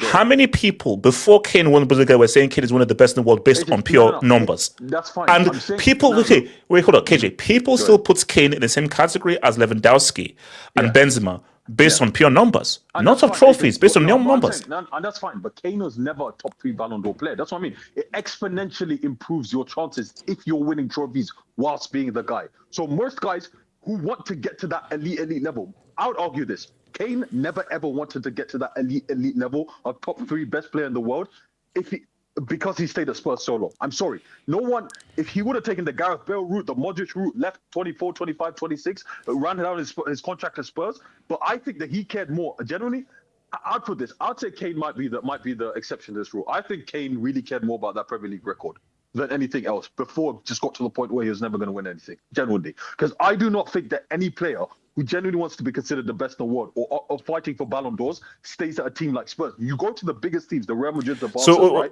Okay. What about right now? Do you think right now Kane cares more about the Premier League record than winning at the Champions League? No, 100% not, because he's no longer in the league, AJ. But if he was still in the league, right? The reason he stayed at Spurs, I think, for so long until it became basically untenable, basically cleared that he cared more about trophies. If he was serious, let's be real, he probably would have rounded up his first contract and left after two or 3 years into stat padding. But this delusional love he had for Spurs, thinking he could win a trophy with them, right? Clearly hampered his ability, because had he left earlier, his chances would have been much better if he had gone to a Madrid Barca. Because let's be real, Bayern is still a tier below Madrid and Barca. Like, let's not as far as exposure in regards to being the best player in the world. Lewandowski was sort of the exception to that. But generally, if you want to be considered the best player in the world, you do have to go to Madrid or Barca, right? And I think that players know that those two are the biggest clubs, biggest exposure, and the biggest chance to make most money and win trophies. I don't think that a normal player who wants to reach that level, right, believes that they can do that outside of those two teams. And because they win the most, I think most players are still geared towards winning in order to become considered the best in the world. Let's be real, right? Like Kane, is there a difference between Kane being... So don't you believe that there are guys who are just happy to be stats padders? And I believe that as long as they are stats padders, there are legions of people on the internet that will herald them as one of the best of the generation based on their numbers. I think it's less about stat padding. I think it's more about being loved at a certain club. I think. Wait, hold on. Chronicle. Yeah. People don't have the same standards for themselves. Yeah, I don't know. I think a lot of players. You guys are isolating the top tier players. I think if you look at the individual level, yeah, we can talk about their sort of circumstances. But if we talk in general, a lot of these contracts nowadays have goal bonuses, assist bonuses. They get paid for scoring, not by winning games, not by winning trophies. A lot of the time they get paid better by just scoring. Okay. So this happens at all levels, in all divisions. So a lot of these teams don't have the chance to win trophies. They just want to improve their own statistics so then they can get a move somewhere else where they can compete. So a lot of the time, yeah, I think Messi's completely right in terms of where people just forget what football is about in general because they're just so focused on their next move. You know, the players are not loyal anymore. They're not looking to just happy stay and please all the fans. Majority of players are just there because they just got the best offer they could, and you know they're trying their best to improve their own personal career. I mean, obviously it's great and you'll be remembered forever for trophies. This is what we value, but players don't value it as much as we do on many occasions. So yeah, I totally agree with Messi, to be honest. I think it's not always the top players that do it because I think they're in the chance, they're the most likely to win trophies. So they're a lot more obliged to just not worry about the money because they're getting paid good anyway. But a lot of the time below that, mid-table, maybe lower division club, absolutely. I think loads of these players just care about goals and assists and that's it, which is kind of sad, but that is the reality. So, yeah. What's it called? Quick mention answers. Go talk to me. Yeah, no, I just want to respond to KJ real quick. Because he was speaking about Kane as if Kane was at like a Brentford or Brighton type club.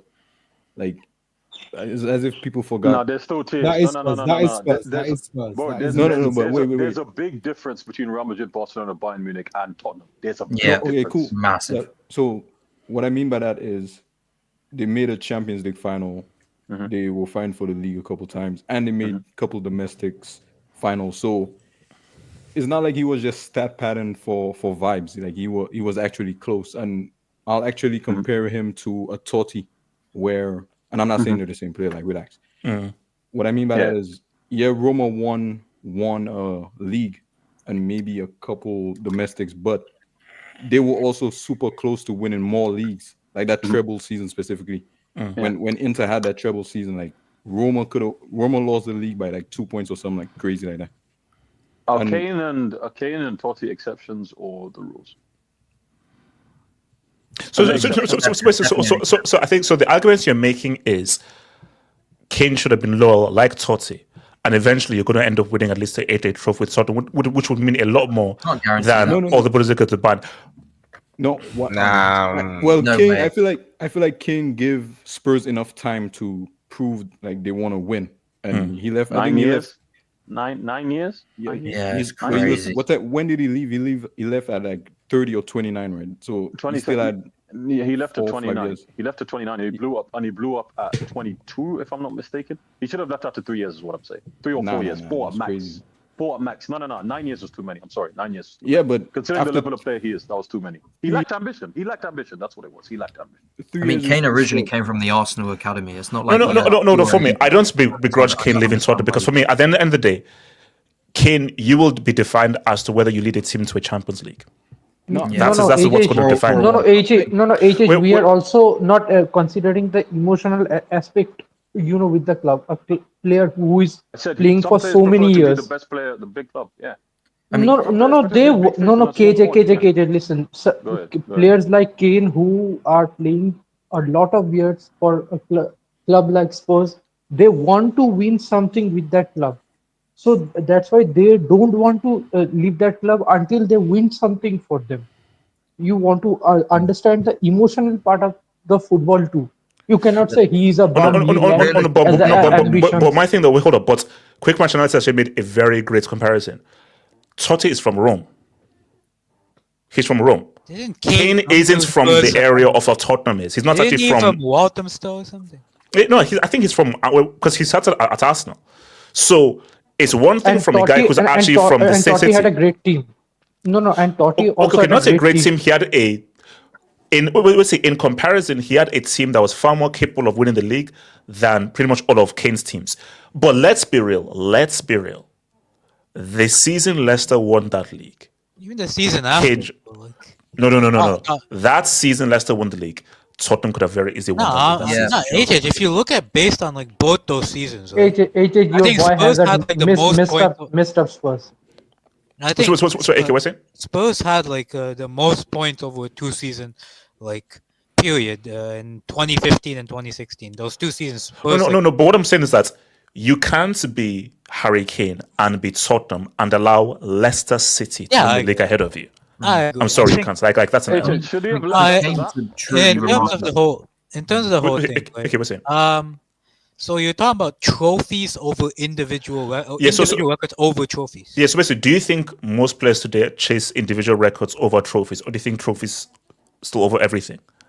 I think it has to be trophies over everything, bro. Like, I'm sorry, man. Like, I think most players at the moment understand that, like, unless I'm doing it at a top club and winning trophies, like I don't have a chance of going down as one of the greats. That's what I said, which is what I said. Yeah. Yeah, and I think some players, like for example the Kane, I think he gave it the best shot that he had with Spurs. Like I do think he messed up in some crucial games here and there, but he did give it the best shot he had. I thought he could have left 1 year earlier to Man City if he wanted to keep that Premier League that Premier League record alive. But again, bro, he left at 30 years old to Bayern Munich. Like he still has five years to deliver a UCL to Bayern Munich, and he probably which is never going to happen. Would that really make him have a legacy if he wins a Champions League? Yes. Yes. You think he'll be so Chronicle? Chronicle, let's be real. Let me just create a scenario for you. He's top scorer in the UCL. Yeah. He scores in both legs of the semi-final, and he scores the winning goal in the final. Yeah. I believe he would have done more than Lewandowski did. Oh, for fuck's sake! In the Champions League, is he wrong? Wait. Am I wrong? If he is the top scorer in the UCL, he scores in both legs of the semi-final and scores in the final, and that's with the winning goal. He'd do more than Lewandowski did in the UCL. In that 2019-2020 run, when Bayern just destroyed everyone, was Lewandowski really the decisive player in the No, he was not. I could see it. I think Koeman and like the midfield, Kimmich, were way more important. Lewandowski was the top scorer. Gnabry was cooking too. Yeah. Lewandowski was top scorer. Was Lewandowski better than Gnabry in that game, in that UCL campaign? And top assister. Was Lewandowski better and more consequential than Gnabry in that UCL campaign? Yes, he was. No, he was not. Yes, he was. But were any of those goals or assists okay, show me the crucial goals or assists Lewandowski did in both legs of the semi-final. Show me the crucial goal or assist he did in the final. HH, but you do accept he won Player of the Tournament and was supposed to win the Ballon d'Or that year, right? I'm sorry, that's not happening without that Champions League run. So whichever way you guys want to phrase this, No, right, but he was the KJ, no, key but reason why they KJ, won that. KJ, how am I wrong if Kane is a top scorer, scores in both legs of the semi-final and scores the winning goal in the final? How is that not better than what Lewandowski did? It is. I agree with HH. That's fair, right? And okay, you're asking if that's better. Yeah, that's fair. But when you're talking about legacy-wise, Lewandowski, let's be honest, right, HH? Lewandowski is Bayern's second ever highest ever top scorer, right? Before that Champions League, people would have looked back on his time there and been like, "You never won us the Champions League." So that takes him to a different level. When people are talking about for legacy for Kane, look, Bayern Munich's last 3 Champions League, And also KJ, I've spoken to a lot of Bayern fans who are saying that Kane is playing far better now than Lewandowski. Messi and Hokage. It's two different players. You know what? I don't know about some AJ, Messi, but right? No, AJ, you want to know what's the problem with Bayern Munich fans? AJ, you want to know what's the problem with Bayern Munich fans?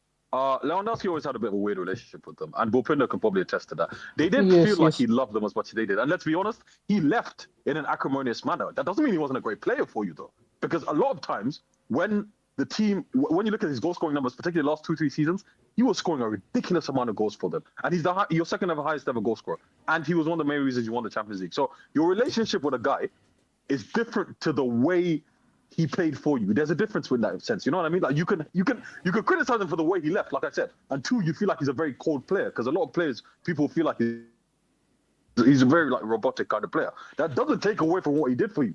That's sort of like Madrid fans and Cristiano, HH. That doesn't take away the way he left or what you feel towards him. Doesn't take away from what he did for you. You're not being objective. I just think you're being too emotional in that sense. I just think Kane's legacy will just be overshadowed by the predecessors that Bayern strikers they've known for. I think the true legacy game for him would be a World Cup, for example, where he actually has a shot at doing something. He needs to not fluke these actual big games instead of scoring in all these farmer games. Don't care if you get the top goal scorer in the World Cup if you're not winning the thing. It's just tiring. I think he's great and he's such a good player, but it's so frustrating. No, but I think Kane is realizing that legacy is trophies, not records. Like, if he wins the UCL, then comes back to the Premier League to break Shearer's record, cool. Unless you're English or you're a Churchill merchant, those are the only guys that are going to rep you being the top goal scorer. Let's be real. What is Shearer's greatest achievement? What is his greatest achievement? Winning the league with Blackburn. Winning the Premier League with Blackburn Rovers. That is his greatest achievement. Not being top scorer. His greatest achievement is leading Blackburn to a Premier League title, not that record. That record is... So those records of goals and everything... No, what's Cristiano's greatest achievement? His greatest achievement? 5 champions. No, it's not. No, it's not. His greatest achievement. You mean the Euros? It's the Euros. Portugal. No. Euros or it's the Bro, it's the Euros. No, remember his greatest achievement is leading his country. Wait, hold on. His greatest achievement is leading his country to their first ever major trophy. Give me a P, give me an O, give me an R, Paul. Wait, AJ listen. Wait, hold on. Eke, then come to you. Messi said that many players think of individual records over team trophies. Which player is thinking? I don't think any player thinks the way, I'd rather have, the goals record over trophies. I don't think any player thinks that. No, bottoms. I don't know. No, but AK, what I'm saying is that if you look at the GA era that we're in, there are lots of people that would hide behind their stats if they're unable to win trophies. No, I agree with that, but because I think that remember Messi came through in the 2000s before social media, before stats, before Fortmob and everything. It was all about trophies. There was no data, there was no GA, there was no XG. It was all about what did you win? Did you win X trophy? But now with all the numbers, the stats, bro, go look at a comparison chart. Yeah, there'll be trophies. There will be a goals comparison. No, but AJ, don't this look guy at scored 8 goals. How am I Don't going to look at the fans. wait, hold on. Fans What? aspect of it. No, but here's Look my at thing. from the players. Like no player thinks that way. Wait, but think Fans about talk- but why do they always go against Drogba? Man, you can't rep Drogba. He only scored. He only had one 30-goal season. Even though you look at how critical he was in major games and the biggest game ever. I go against Drogba because he wasn't clutch in 2 AFCON finals for his country, bro. Simple. UCL fan, he dislocated his He neck. could have won 2 trophies and he didn't He win those dislocated his trophies. neck in the UCL final. Wow, what happened in his motherland? It is Against Egypt and Zambia. Wait, hold on. Okay, shout out to Stops. Messi owned every Argentine record, but no one cared until he won the World Cup. Neymar is Brazil's top scorer, but no one cares. Winning matters. Look at Kate. You see, absolutely. And guys, I'm sorry. This may trigger people. Unless Neymar can do something that I think is impossible, Neymar will not be a Brazilian legend. It's over. He'll be no better than Zico. He would just be some cult hero, like man. We saw that. I'm sorry. You can't. First of all, you've not even won a Copa America. So yes, I'm good. So basically, you can score all the goals. Yes, you're the top scorer. That is literally a totally irrelevant stat to have. What did they win you? Yeah, what did they win you? That's what matters. When did they it's an irrelevant stat to have. HS, can I ask you a quick question? Yeah, what's it? Okay, do you think that maybe players care less about their stats, HS? But I do think that a lot of players care more about how they're perceived at a certain club. I feel like certain players, right, turn down bigger moves because they feel like they might be a small fish in a bigger pond. They'd rather be a big fish in a small pond. Does that make sense? I feel like players like Son probably had the ability and the talent to go to a bigger team, and more so than Kane. I know it's crazy to say, but I feel like because of his athleticism, Kane never had the athleticism. That's why at their peaks I always preferred Son, just because of the athleticism. Well, but I should know, KJ. You know, I should thought of something. Here's the thing, KJ. This is what I thought of. Yeah. Do you think Kane was so used to being loved and appreciated as a stats powder for Tottenham, where he didn't have to win trophies? Do you think he can actually get into the mindset of actually being a big game player? Like you've been again, to your point, you are at a club where you are literally a cult hero. You are arguably Tottenham's greatest ever player. Mm-hmm. So you've been there for so long that do you know how to switch to your mind for it to be like, oh, you are our best player. You need to show up in this game. Tottenham, if you show up, hey. If you don't, it is what it is. We will love you either way. Yeah, but now it's to a point where if you don't show up, mate, you're our best player. You messed up. Yeah. How long were people slating Lewandowski for? Yeah. So my question: does Kane actually have the ability to do that as a mind switch of, oh, this ain't Tottenham anymore. You need to show up. I think they have the ability, but whether they I think they have the mindset. Now, whether they can because they're not used to it is different. Like, that's the thing. You got to fail a few times. Let's be honest, right? With big games and like the pressure moments in order to get there. But if you're having them like at the late stage of your career where you're possibly past your best is hard. You think about it. It's easiest when you're at your best, right? Physically best, at your technical best, whatever it is. Now, Kane as a player is possibly at his best right now, but not physically, right? He's physically not at his best he's ever been. The trouble is, I think the players can do it, whether their bodies allow them to do it and whether the situation allows them to do it, I think is different. But yeah, this is my point I'm trying to make. I'm trying to ask AK. I genuinely think that I don't think there's so much an obsession with stat padding, but I think there might be an obsession with being like the god at one team. Like AJ, let's be honest, Shearer, like when you have the choice to go to United, bro, why are you going to Newcastle? I know it's an emotional thing and everything, but that like AJ, if Shearer was a different kind of character, KJ, you lived in England. Yeah, bro. Guys, it's all about that emotional tax, bro. Yeah, it's all about that emotional tax. It's also about that Premier No, League. AJ. We are also not considering that there are also different factors that go into the transfer that going through a player's head. How am I going to settle in a new country, in a new culture? How am I going to adapt to this new wait, league? hold on, some radio. If you're serious about your career, I'm sorry, deal with it. Yeah, no, I'm sorry. Some of us had to go to a different school and got everything. If you're serious about it, they'll be like, oh, I don't know. So you say that because you you don't want to leave fish and chips for tapas. You reject Real Madrid and Barcelona, and you want to stay at freaking Coventry. Imagine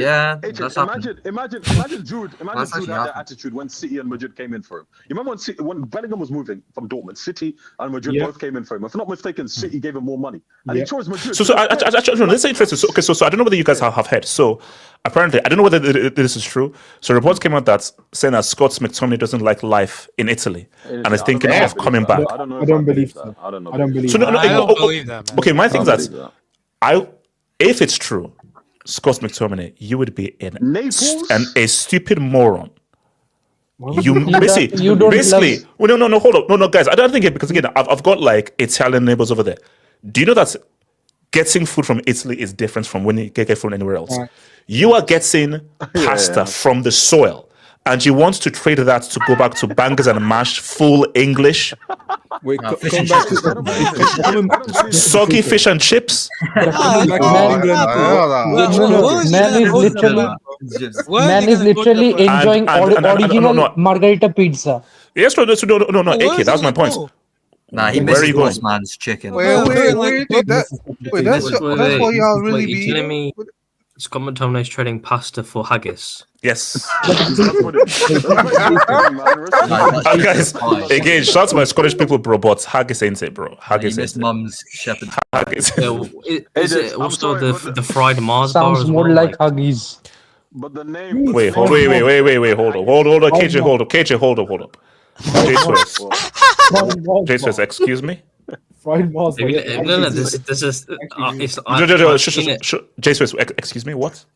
I've seen it before, but there's things such as the fried Mars bar. I'm just saying. That's a fried Mars bar. I've seen it. I've actually seen it. That's an American thing. That's an American thing. For God. One fried Mars bar, you're in the hospital, man. HH, that is the pinnacle of reform food. It's better to take cocaine, man. I've seen Chinese restaurants. Listen, Barry, if it's a choice between pure cocaine and a fried Mars bar, hey, let's start sniffing, baby. Let's start sniffing. It is what it is. Okay, Barry, what happens, bro? Are you familiar with the fried ice cream? In the oil? Oh no. Okay, guys, what's all this stuff? So fried Mars bar, fried ice. Wait, how are guys living? Yeah. Wait, AJ, that's literally a delicacy in America. Fried ice cream. Just off topic. Wait, AK, what's it? Did you see what Slot said in his post match? Jesus, what did he say? Oh no. I saw Manchester City starting 11, and they did not have one starter from the weekend, but it felt like their best team. That is a bit of an insight. Chelsea can bring active out in. After I made 2 substitutions tonight, we had 6 teenagers. He's feeling the pressure. Damn bloody fool. Yeah, if they lose to Villa, he's tapped. Guys, man, remember, guys, I'll see you guys Thursday. Vibes and guys tomorrow, Thursday. One love. Peace out.